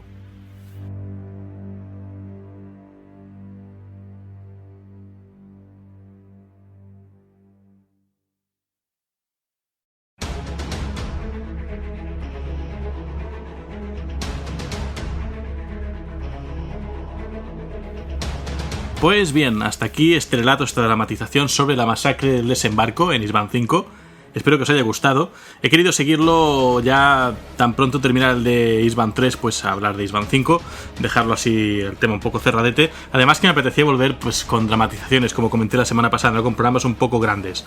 Espero que os haya gustado, que os haya puesto la piel de gallina como me la ha puesto a mí mientras lo grababa. Como ya sabéis, esto es La Biblioteca de Tisca, vuestro podcast sobre trasfondo de Warhammer 40.000 en castellano. Y podéis escucharme en Spreaker Radio, en iTunes y en iVoox, vuestro kiosco de podcast online. Y además, como siempre, también podéis contactarme por mis redes sociales. Facebook.com/La Biblioteca de Tisca. En Twitter, el usuario @bibliotecatisca.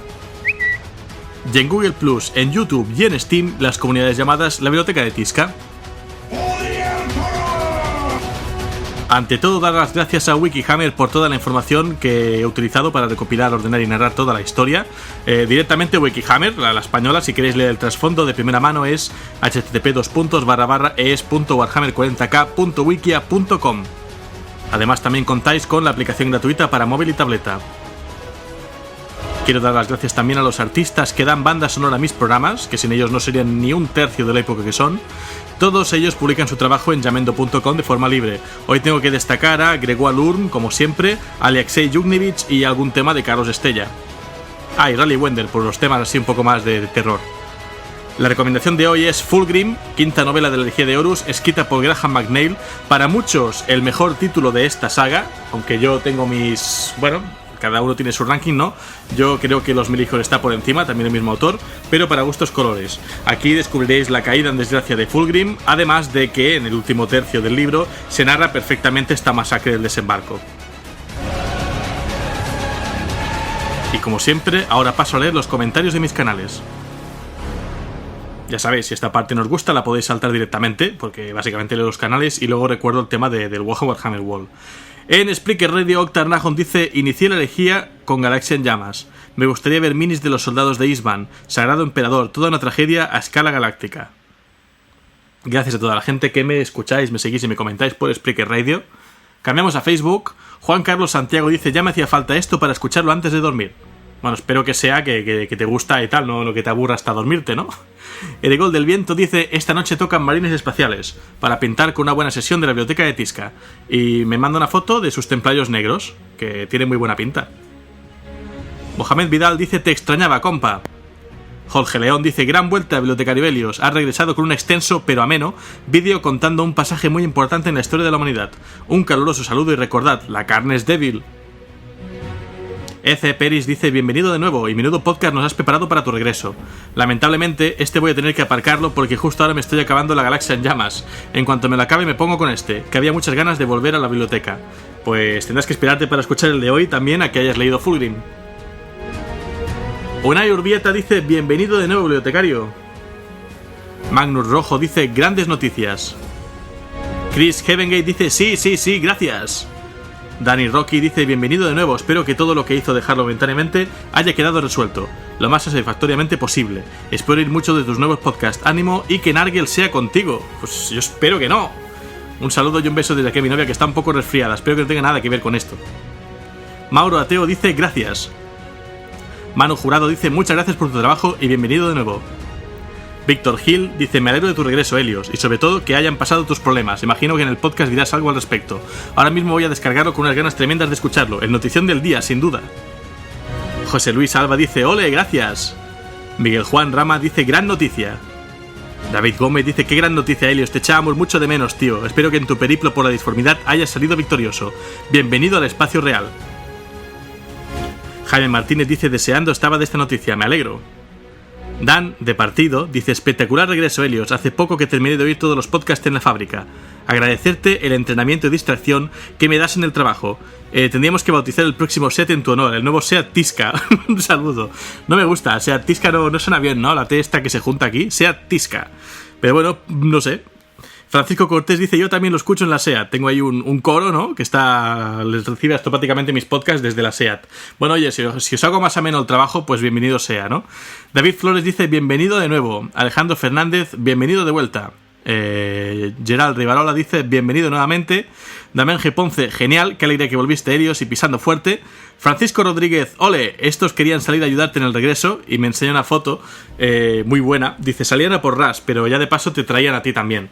Y es una foto espectacular de un héroe y un caballero imperial al estilo lobos espaciales, que cuando he visto el caballero imperial con la cabeza de lobo, yo qué guapo y qué bien pintado.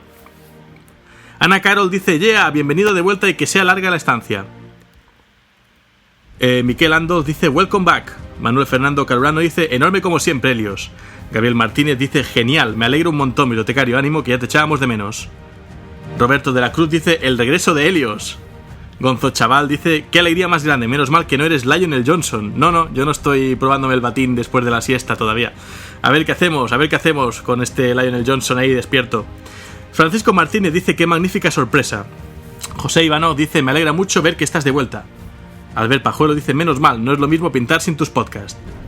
Gabriel Valdenegro dice: ¡vamos! Emily Planchard dice: impresionante como siempre, qué alegría tenerte de vuelta. Antonio Jesús Fernández dice: bien, se te echaba de menos, los amantes del trasfondo estamos de enhorabuena. Axel Van Steel dice: el emperador te guarde, Lord Helios. Enhorabuena por tu vuelta y por tu magnífico post. Doctor Fricazos dice: bienvenido de nuevo, da gusto oírte. Miguel Ángel Quero dice: por fin, se te echaba de menos, Helios, un saludo y bienvenido de vuelta. Nicolás Cuello dice: bienvenido, hermano bibliotecario. Imperator Bolt. Ragnarok Bon Alexander dice: agüita mi niño, el regreso más esperado de mi vida. Bueno, no será tanto. Jonathan López dice: magnífico podcast, esperado y súper épico. Yo siempre he sido Fab de Loken. Muy bueno, lo escucharé 2 y hasta 3 veces. Rubio dice: un placer tenerte de nuevo en las ondas, se te echaba de menos. En cuanto a lo de los poderes ruinosos, recuerda el dicho: si la corrupción es inminente, relájate y disfruta. Que es algo así como la versión 40.000 de tú déjate de llevar. Javier García dice: bienvenido, hermano capitán, esperando oír la masacre del desembarco donde murieron mis queridos cuervos. Fueron 80.000 y salieron menos de 300, un duro golpe. Bueno, 300, yo tengo, en los datos ponía unos 3.000 supervivientes. Igual me he perdido algo porque la entrada de la vida del cuervo era la versión resumida. Robert Kahn dice: acabo de escucharlo, muy buena narración, enhorabuena. Relatos salvajes dice: a dramatizar que el mundo se va a acabar. Alejandro Hernández dice: genial que hayas vuelto, Helios. Juan Ramos dice: bienvenido de nuevo. Y Javier Martínez dice: tío, acabo de escuchar tu audio de la devastación de Iceband 3, ya mi opinión personal debo decir que es brutal. Solo puedo comparar con tu audio de la batalla final de Terra. Excelente, hermano, sigue así. Pues me alegra un montón, porque hasta ahora, este octavo programa, esta dramatización de la batalla final de Terra, parece como que siempre ha sido la obra magna, ¿no? El programa más reverenciado, más escuchado, más el favorito. Y me gusta que haya algún otro que, oye, pueda también dar una sorpresa, ¿no? Que todo lo que haga no esté por debajo de eso, que fue hacia el principio. Pero bueno, muchas gracias a toda la gente que me seguís, me escucháis y me comentáis por Facebook. Como veis, casi todos los mensajes son de bienvenida, pero los quería leer, porque aunque son muchos, ya sabéis que los podéis saltar, os merecíais, ¿no?, tener vuestro segundo en la biblioteca, que como digo, la formamos todos. Paso a Twitter. Arturo, ya era hora. Guille dice: vamos, me alegro un montón por la vuelta del podcast. Rulo dice: por fin, espero que el emperador haya hecho prosperar, se te echaba de menos. Rafen dice: me alegra tu regreso, Helios, y además vuelves por la puerta grande con ni más ni menos que una dramatización de Iceband 3, la chispa que inició la Gran Guerra. Que el emperador recuerde el nombre de sus hijos leales caídos y escupa en la memoria de los traidores. Y dice: acabo de escuchar el podcast y solo puedo felicitarte, Helios, magnífico como siempre, pero hoy especialmente acertado con la elección de los temas musicales. ¿Para cuándo la masacre del desembarco de Iceband 5? Pues ya lo has escuchado, amigo. José María Gallardo dice: el emperador protege. Artcat dice: qué bueno que sigas en el rodeo, Helios. Yo ya andaba preocupado de si hubiera quedado atrapado en la telaraña. Luis Miguel Sánchez dice: gracias, Helios. Jordi Alba White dice: yo estuve allí el día en que Horus mató al emperador. Fabio Oracus dice: gracias, Helios, tus eruditos rezan al emperador en tu nombre. Chino dice: esto sí que son buenas noticias. Y Samuel RC 1992 dice: qué buenos temas que se busca Helios para Biblioteca Tisca. Y pone un enlace del tema Coming Back to Life, un tema de Carlos Estella, creo recordar, que efectivamente pongo para momentos así un poco tristes y demás. De hecho, la selección que he hecho hoy, con temas de Carlos Estella y Grego Alurm, un poco más me salta la lagrimita mía a media dramatización. Creo que notaréis el tono hacia el final de la dramatización de que estaba realmente... se me estaba poniendo a mí mismo la piel de gallina de lo que estaba narrando. Así que espero que esto se transmita y que os haya pasado lo mismo. Gracias a toda la gente que me seguís, me comentáis por Twitter. Pasamos a YouTube. Juanmi Martínez dice: tío, eres muy grande, ojalá cierren YouTube antes que tu canal. Un trabajo buenísimo y que sigas así. Jorge HNH dice: ¿y solo hay 4 dioses o solo es por el momento? Pues no, hay más, pero los poderes ruinosos, los grandes, son estos 4. Pero efectivamente hay dioses del caos menores, como Malal y otros más. José Mateos dice: hola, ¿sabéis cuál es la canción del minuto 30:55? La he buscado y es un clásico, A Tale of Two Kingdoms, de Grego Alurm. Este me lo piden mucho. Tiene un toque a lo Tim Burton, un poco Tim Burtoniano. Carlos Osuna dice: muchas gracias, Helios, por introducirme en este vasto universo. Descubrí tus narraciones hace un mes y desde entonces no he parado. Días después de escucharte durante un tiempo, descubrí una tienda de Games Workshop camino al curro. Lo tomé por una señal del emperador y ya he empezado con mi primer ejército. Eso sí, tiránidos a muerte. Me da a mí que a no ser que creen que la matriarca Ellen Ripley, como dice, me da a mí que a no ser que creen a la matriarca Ellen Ripley, el universo lo va a tener muy jodido. Pues efectivamente, nos falta alguien ahí experta en Xenos. O Ellen Ripley, de existir, estaría con la Death Watch, supongo. José Carlos Carrillo dice: excelente trabajo, bravo y muchas gracias. Max As dice: te salteaste y te confundiste en qué parte del tiempo está ubicada la herejía de Horus, que se ubica en el año 31.000, o sea, 10.000 años antes de Warhammer 40.000. El Imperio del Hombre ya tiene un origen más antiguo, inclusive datado mucho antes del año 31.000. Bueno, este comentario me lo he encontrado creo que era en el primer programa, el del Emperador, y me sorprende porque justamente mis primeros programas hablan desde el principio de todo, incluso antes de nuestra época actual, pasando por todas las eras hasta el milenio 41. Pero bueno, puede ser que alguna de las primeras frases sea un poco ambigua. El Segador de Almas dice: hola, ¿cómo me puedo unir al grupo de viaje para ir a Inglaterra? Pues de momento te he apuntado en la lista, así que simplemente estate al quite en Facebook, vota qué mes te interesa más y ya iré actualizando las noticias. Recordemos que ahora estamos eligiendo el mes, después pondremos ya la fecha concreta y luego ya miraremos propuestas de cómo nos sale más rentable, ¿no? Y bien la cosa, ¿no? El tema de la estancia, claro, los vuelos, cada uno desde donde esté tendrá que mirárselo por su cuenta. Joey Valentines dice: ¿solo haces vídeos de Warhammer 40k? Pues por ahora sí, en este canal al menos sí. Tengo otro podcast sobre videojuegos que se llama El Logro Desbloqueado, en el que hablamos un poco sobre videojuegos en general. Hay programas especiales y he analizado también algún programa sobre juegos de Warhammer 40.000, ¿no? Pero por ahora sí, solo me dedico a esto, ¿no? Si la pregunta es si voy a hacer trasfondo de Age of Sigmar u otros universos, la respuesta es no. No, por ahora mismo todo Warhammer 40.000, que ya bastante trabajo nos da. Fabio Cea dice: ya te echábamos de menos, espero que todo se vaya bien, compañero, estos vídeos son la hostia. Miguel dice: tiempo sin ver tus podcasts, me pondré al día, ya leí los 22 volúmenes de la herejía, dramatizar estos hechos te queda bastante y le da un estilo y clase único al canal, muy Warhammer 40k. ¿Harás lo mismo con otros escenarios de la herejía como Cygnus Prime, la masacre, el desembarco, la traición de Calth, entre otras? Otra pregunta, ¿hablarás sobre el arsenal naval de cada raza? Pues podría ser que dedique más programas a las naves. Creo que esto no lo tenía apuntado, ya lo apuntaré.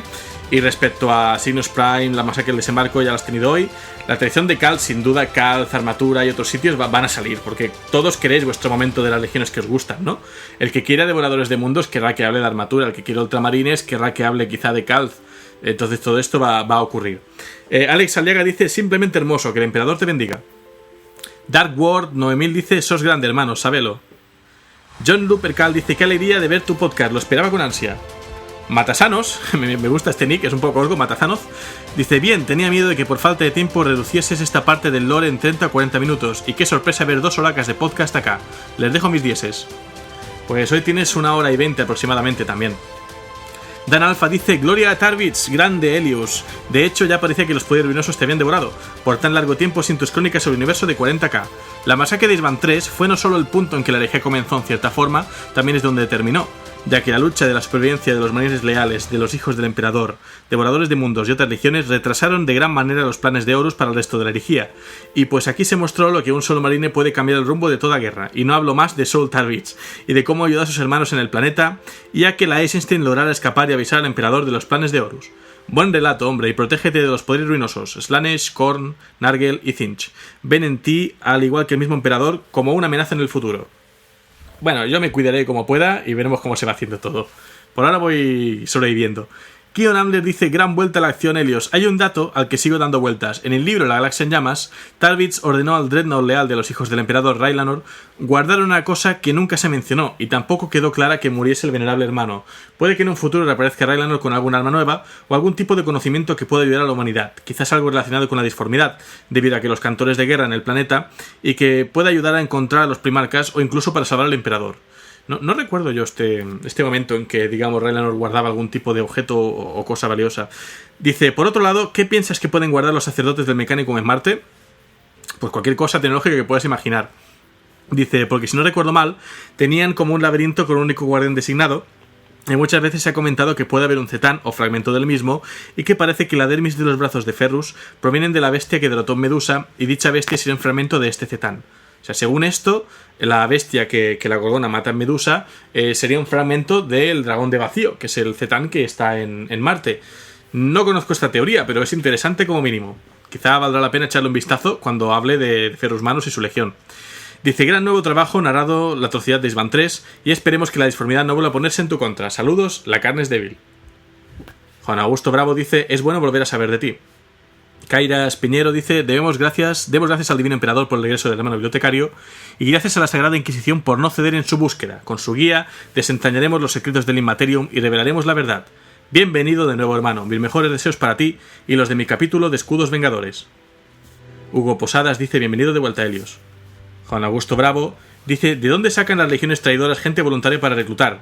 Y malditos los traidores que reencarnan como un demonio. Eso explica sus cargas suicidas. Pues mira, de gente corrompida, ¿no? Primero estos cultistas, después se va extendiendo la corrupción, en fin, debe ser un proceso largo, pero nunca les ha faltado efectivos. Arismendi Rivas dice: Dios, por fin la espera fue eterna. Gabriel Barili dice: excelente. John Soto Arias: qué alegría que da volver a oírte, Helios. Es bueno saber que sobreviviste sano y salvo a los torrentes de la disformidad en tu sector. Sigue así, que aquí estamos para apoyarte. El emperador protege. Arcadio M dice: te amo, Tisca, hazme tuyo. Dame tantos relatos como amor tengas, o al revés. Rutherfordio Febrer dice: primero te hemos echado de menos, bibliotecario. Segundo, gloria a Tarvitz y muerte de la escoria, Lucius el sempiterno. Efectivamente, Lucius, ¿no? El consagrado espadachín, que aquí es derrotado, ¿no? Por Tarvitz. Tarvitz era mejor espadachín que él aún. Luis 13 dice: lo has hecho de nuevo, épico. Muchísimas gracias por el estupendo trabajo que estás haciendo. Manucas me deja aquí una parrafada interesante. Dice: increíble programa, me ha encantado. Según contabas, lo he vivido y lo he recordado de las partes que había leído. Y además me he enterado de cosas que no sabía, como la destrucción del representante del Consejo de Terra o la de la nave del Mechanicus. Me ha encantado. Yo tengo unas dudas. La primera, que ocurre con el sacerdote del mecánico, que sobrevive y tiene miniatura, sus guardias cibernéticos, y los brujos de Davin. Esos son los sacerdotes de la luna a la que llevaron a Horus después de que lo hicieran con el anatema, efectivamente. O sea, todo lo que viene de Davin son cosas ya del caos demoníacas. Dice: yo tengo una teoría sobre lo ocurrido con Alpharius y Omegon. Una teoría más. Dice: ya sabe, se supone que murieron los dos. Se supone que Alpharius murió en un asalto a la falange a manos de Rogaldón. Yo creo que pudo ser, además de lo confirmado por Games Workshop, también puede ser porque creo que la lanza del alma que porta Sarpedón de los Bebedores del Alma, marina espacial que es medio araña, dice, yo creo que podría ser la lanza pálida de Alpharius, que Rogal se pudo quedar después de matar a su hermano, ya que en poderes y aspectos se parecen. Y Omegon se supone que moriría a manos de Guilliman, en caso que no fuese otro de sus hombres, ya apuesto por el capitán de los Terminadores que hace de él en Legión. Bueno, siempre hay teorías de si Guilliman mató a Alpharius, mató a su hermano o mató a un marine cualquiera que se hacía pasar por ellos, ¿no? Este engaño que siempre tienen esta legión, ¿no? Mi teoría se basa en que uno de los dos o los dos murieron, dice. Más hay otros primarcas que han tomado su lugar. Esto creo que podría ser porque en el libro del asedio de la Deliverance, en el cual Corvus Cora reconstruye su legión a partir de la sustancia con la que el emperador los creó, los primarcas, yo me baso en una parte en la que Corvus dice que con esta semilla podrían crear nuevos primarcas, pero que eso llevaría demasiado tiempo. Y teniendo en cuenta 3 puntos: 1. La Legión Alfa no deja ver que se pueda crear una especie de clones mentales de su primarca o hacer un lavado de cerebro, la verdad no me quedó muy claro. 2. La Legión Alfa corrompe la muestra de los cuervos, pero antes se queda con la muestra pura y la entrega a Fabius Vilis. Y 3. Teniendo en cuenta lo poco que tardan en crecer los primarcas y la larga duración de la Legión de Horus, yo creo que podrían hacerlo. Pues es una conspiranoia, ¿no?, de que se han reemplazado los primarcas, ¿no? En fin, es una teoría más de las miles que puede haber alrededor de este mundo, y especialmente si está implicada la Legión Alfa de por medio. Creators Anime dice: gloria a los leales, gracias por volver, espero con ansias tu siguiente podcast. Víctor Castejón dice: bueno, aunque no te quieras casar conmigo, eres el puto amo, me encanta esto.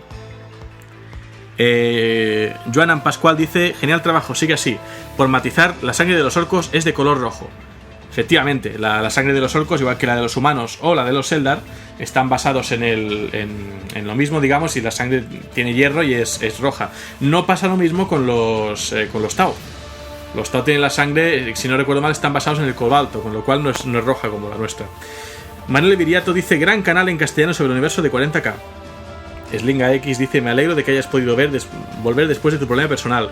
Gracias por compartir el conocimiento de una pieza tan esencial de trasfondo de 40K como es Isban 3 en forma de dramatización.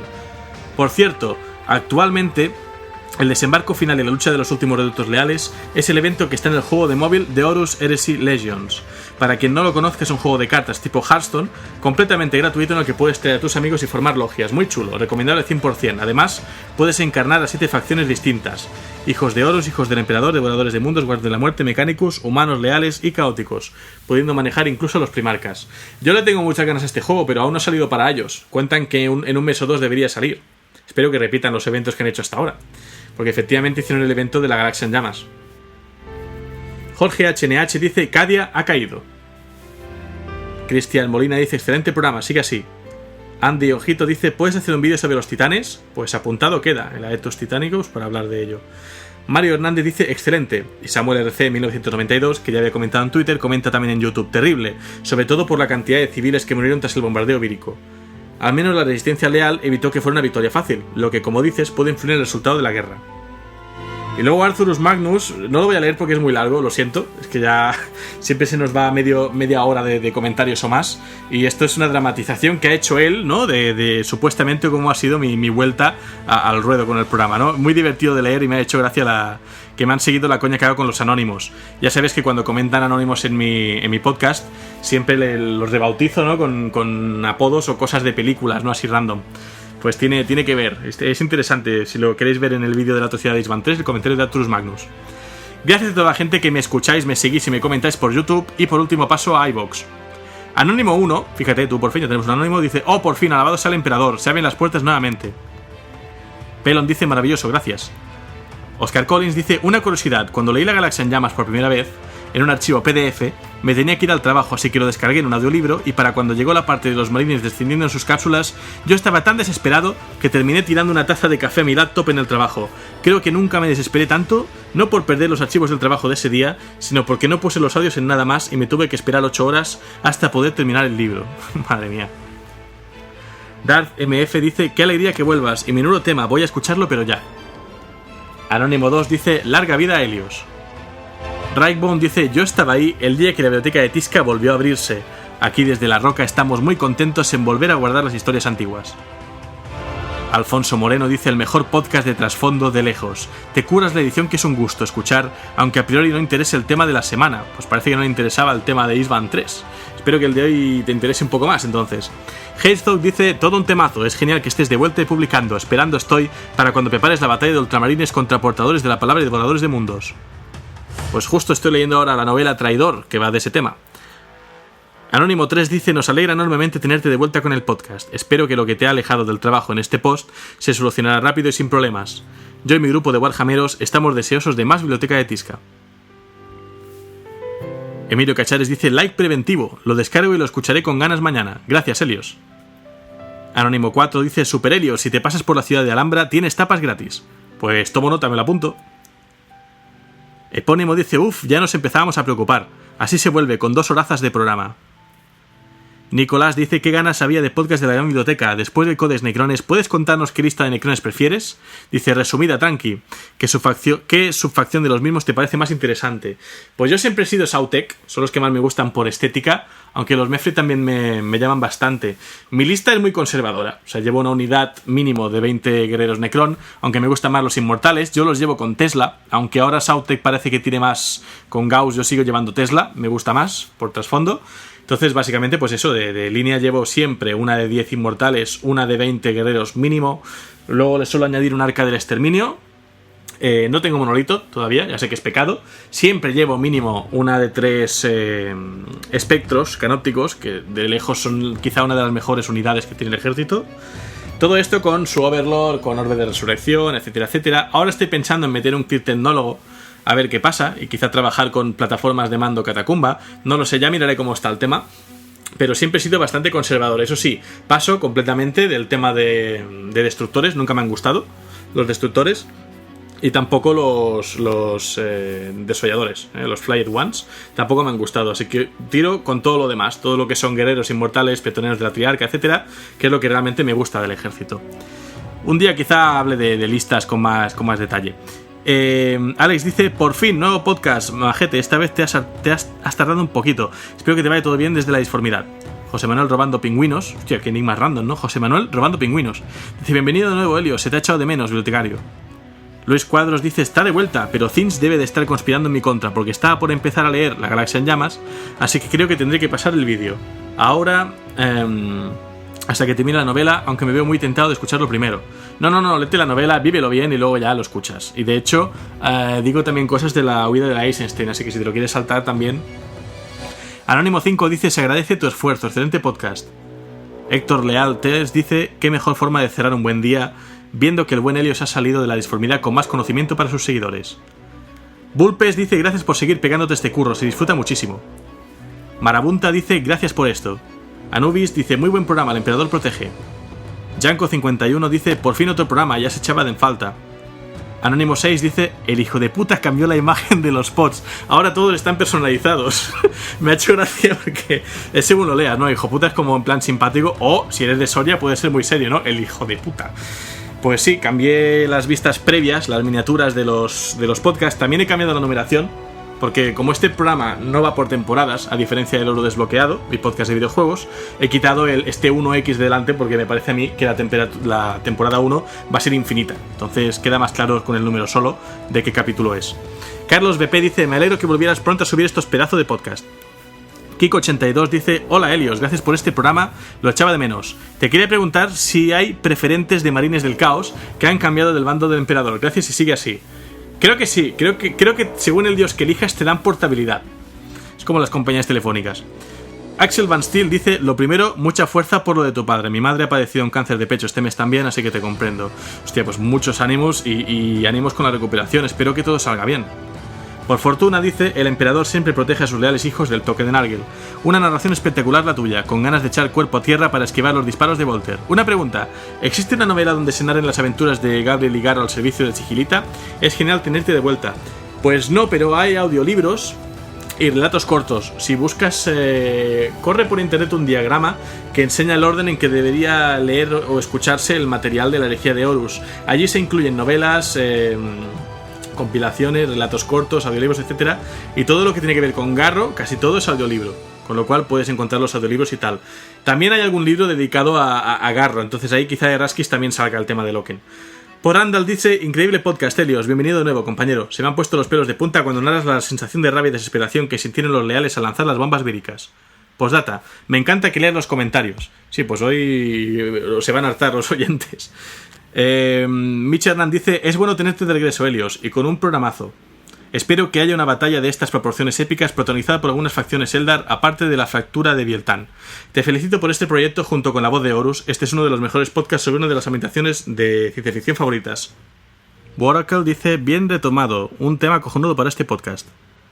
Ramón97 dice, gran dramatización como todas, genial tenerte de vuelta de las Fulminat, Helios. He tenido que escuchar 3 veces el podcast de la quema de Próspero para aliviar el mono de 40k. Adetura Starters dice, impresionante programa, Helios. Lo de poner la banda sonora de Jerry Goldsmith para Dawn of War, el tema Blood Raven's Approach, ha sido sencillamente sublime.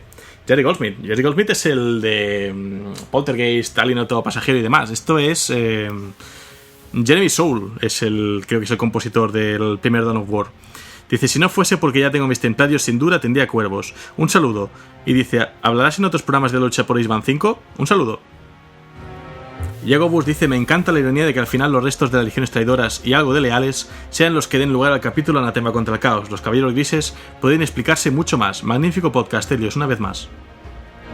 Anónimo dice, ¿cómo osas denominar la atrocidad? Lo que ocurrió allí es el resultado de décadas de desprecio y falta de empatía por el que un día llamamos padre. Tú lo llamas atrocidad, yo selección natural. Me parecen muchos mejores tus podcast resúmenes de hechos, como este u otros, que cuando hablas de una legión o ejército. Pero que conste que me escucho todos, dice. Te anima a hacer Isban 5 y otras batallas épicas como las narradas en Tormenta de Acero y otros libros con alto contenido de destrucción. Pues pronto van a venir programillas sobre Primarcas y sus legiones, así que tiene que haber para todos, ¿no? Hay quien prefiere dramatizaciones, hay quien prefiere estas clases sobre temáticas en particular, hay quien prefiere batallas, es obvio. Claudidot dice, qué buena dramatización, y lo tenías difícil porque La Galaxia en Llamas es un libro muy intenso, y pese a que todos sabíamos que Horus la liaba, creo que los que lo leíamos no esperábamos semejante magnitud y la escena de Loken te deja roto, porque es con el que más empatizas. Saludos. Ana Carol dice, hola Helios, gran programa, me alegra mucho que hayas reabierto las puertas de la biblioteca. Aunque yo no he dejado de oír, porque siempre escucho los programas anteriores varias veces, pues tus programas son el tema de fondo en cuanto hago escenografías para Warhammer. Ah, por cierto, quería decirte me agregué a la colección de tus oyentes de países latinoamericanos, o sudamericanos, aunque te escuche aquí en España. Dice, soy brasileña y descubrí este increíble universo cuando vine a vivir aquí. Pues ahí no es un hobby muy común y por lo tanto tu programa fue fundamental en mi integración con el universo de Warhammer 40.000. Así que muchas gracias, un gran saludo y que prosperes siempre con este proyecto. Te dejo un enlace de la página donde puedes ver la escenografía. Si os interesa, eruditos, la dirección es https://. Bueno, es una página de Warhammer, de Facebook, digo. Si buscáis en Facebook Lupercal Studio, Lupercal Studio, lo encontraréis. Un saludo para ti, Ana, y a toda la gente que me escuche desde Brasil o que sean de Brasil. Tengo mucho cariño con la gente de Brasil porque me relacioné con varias personas de Brasil durante un año que viví en Francia e hice mucha muestra con ellos y desde aquí un saludo. José Iván dice, gran programa, enhorabuena, gran bibliotecario. Espero que toda tu vida privada se calme y vaya saliendo mejor. Un abrazo. Pero nada, porque estoy un poco espeso. Media hora de comentarios. Luis López Briones dice, uno de los 3 mejores programas que has hecho. Absolutamente genial. Qué alegría tener la biblioteca de vuelta. Pregunta a raíz del debate sobre la pureza de la semilla genética de los cuervos sangrientos. La semilla de los mirijos provocaba muchas mutaciones hasta que, según tengo entendido, Magnus dio su ojo a los poderes disformes para acabar con el cambio de la carne. ¿No sería posible que fuese eso lo que purificó la semilla genética de la Legión y que los cuervos sangrientos sean descendientes posteriores a este hecho?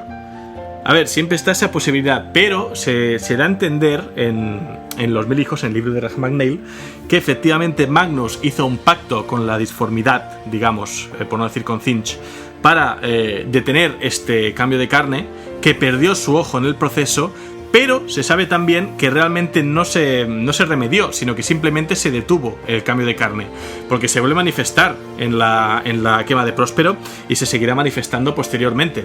Así que es un truco de Tzeentch, una manipulación, hacer creer que se ha curado del todo la legión de ello, que es mentira. Dani dice: hola, quería saber cómo funciona el tema de Warhammer World, alojamiento, transporte, avión, etcétera. Te dejo mi correo y de momento apúntame, gracias. Me llamo Dani, soy de Barcelona. Enhorabuena por el programa, no me pierdo ni uno. Pues ahora lo volveré a recordar cuando acabe de leer. Tremus Algidus dice: excelente trabajo, extrañé mucho vuestro programa, siempre me anima cuando pinto y me encantaría oír de vuestra voz un programa acerca de los Iron Warriors y su primarca. Saludos desde Colombia. Bueno, ya han salido un poquitín, los hijos de Perturabo, pero ya tendrán su programa en su momento también. Noé Isaías Martínez dice: muy buen trabajo, Helios, eres un crack, me gusta mucho tu acento orco. Pues nada, pues cuando vuelva a hablar de orcos pondré el acento otra vez. Carón te dice: ánimo y que sea lo de tus padres, excelente programa. Y por último, Lord Mikal dice: menudo regreso, Helios, te ha quedado épico, no epiquísimo. Me ha encantado cómo has narrado esta tragedia, esta atrocidad. El tono utilizado me ha hecho meterme de lleno en el alma de cada legión, y como me he leído todo lo que hay de la herejía, la parte de los devoradores de mundos, guardia de la muerte e hijos del emperador leales, me ha hecho recordar cuando lo leía, y lo mucho que sentí la muerte de cada leal.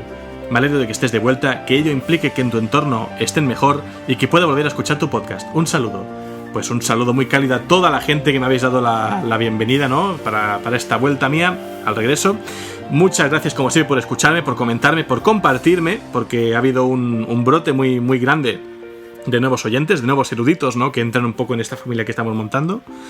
Y nada, antes de terminar, recuerdo que el Warhammer World consiste en quedar para encontrarnos en la meca de todo aficionado de Games Workshop, Warhammer World, en Nottingham, Reino Unido.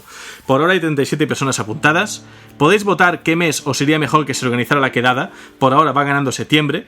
Si queréis votar, simplemente buscad en la página de Facebook de la Biblioteca de Tizca la imagen del WAG y reaccionar a ella con el emoticono correspondiente al mes que preferís. Aún hay tiempo antes de que pasemos a elegir la semana, el día, etcétera. Y cuando tengamos el día, pues ahí ya sí empezaremos a mirar todo el tema de pues la gente de distintos sitios, qué aviones o transportes puede tomar, dónde sería el alojamiento, etcétera. A ver, es una excusa, o sea, simplemente a mí se me ocurrió en julio del año pasado, se me ocurrió que me gustaría ir a Warhammer World y pensé, ¿y por qué no, ya que voy, encontrarme con alguno de vosotros, ¿no? Con alguno de nuestros eruditos o eruditas que seguís el programa y que también tengáis interés en visitar el sitio.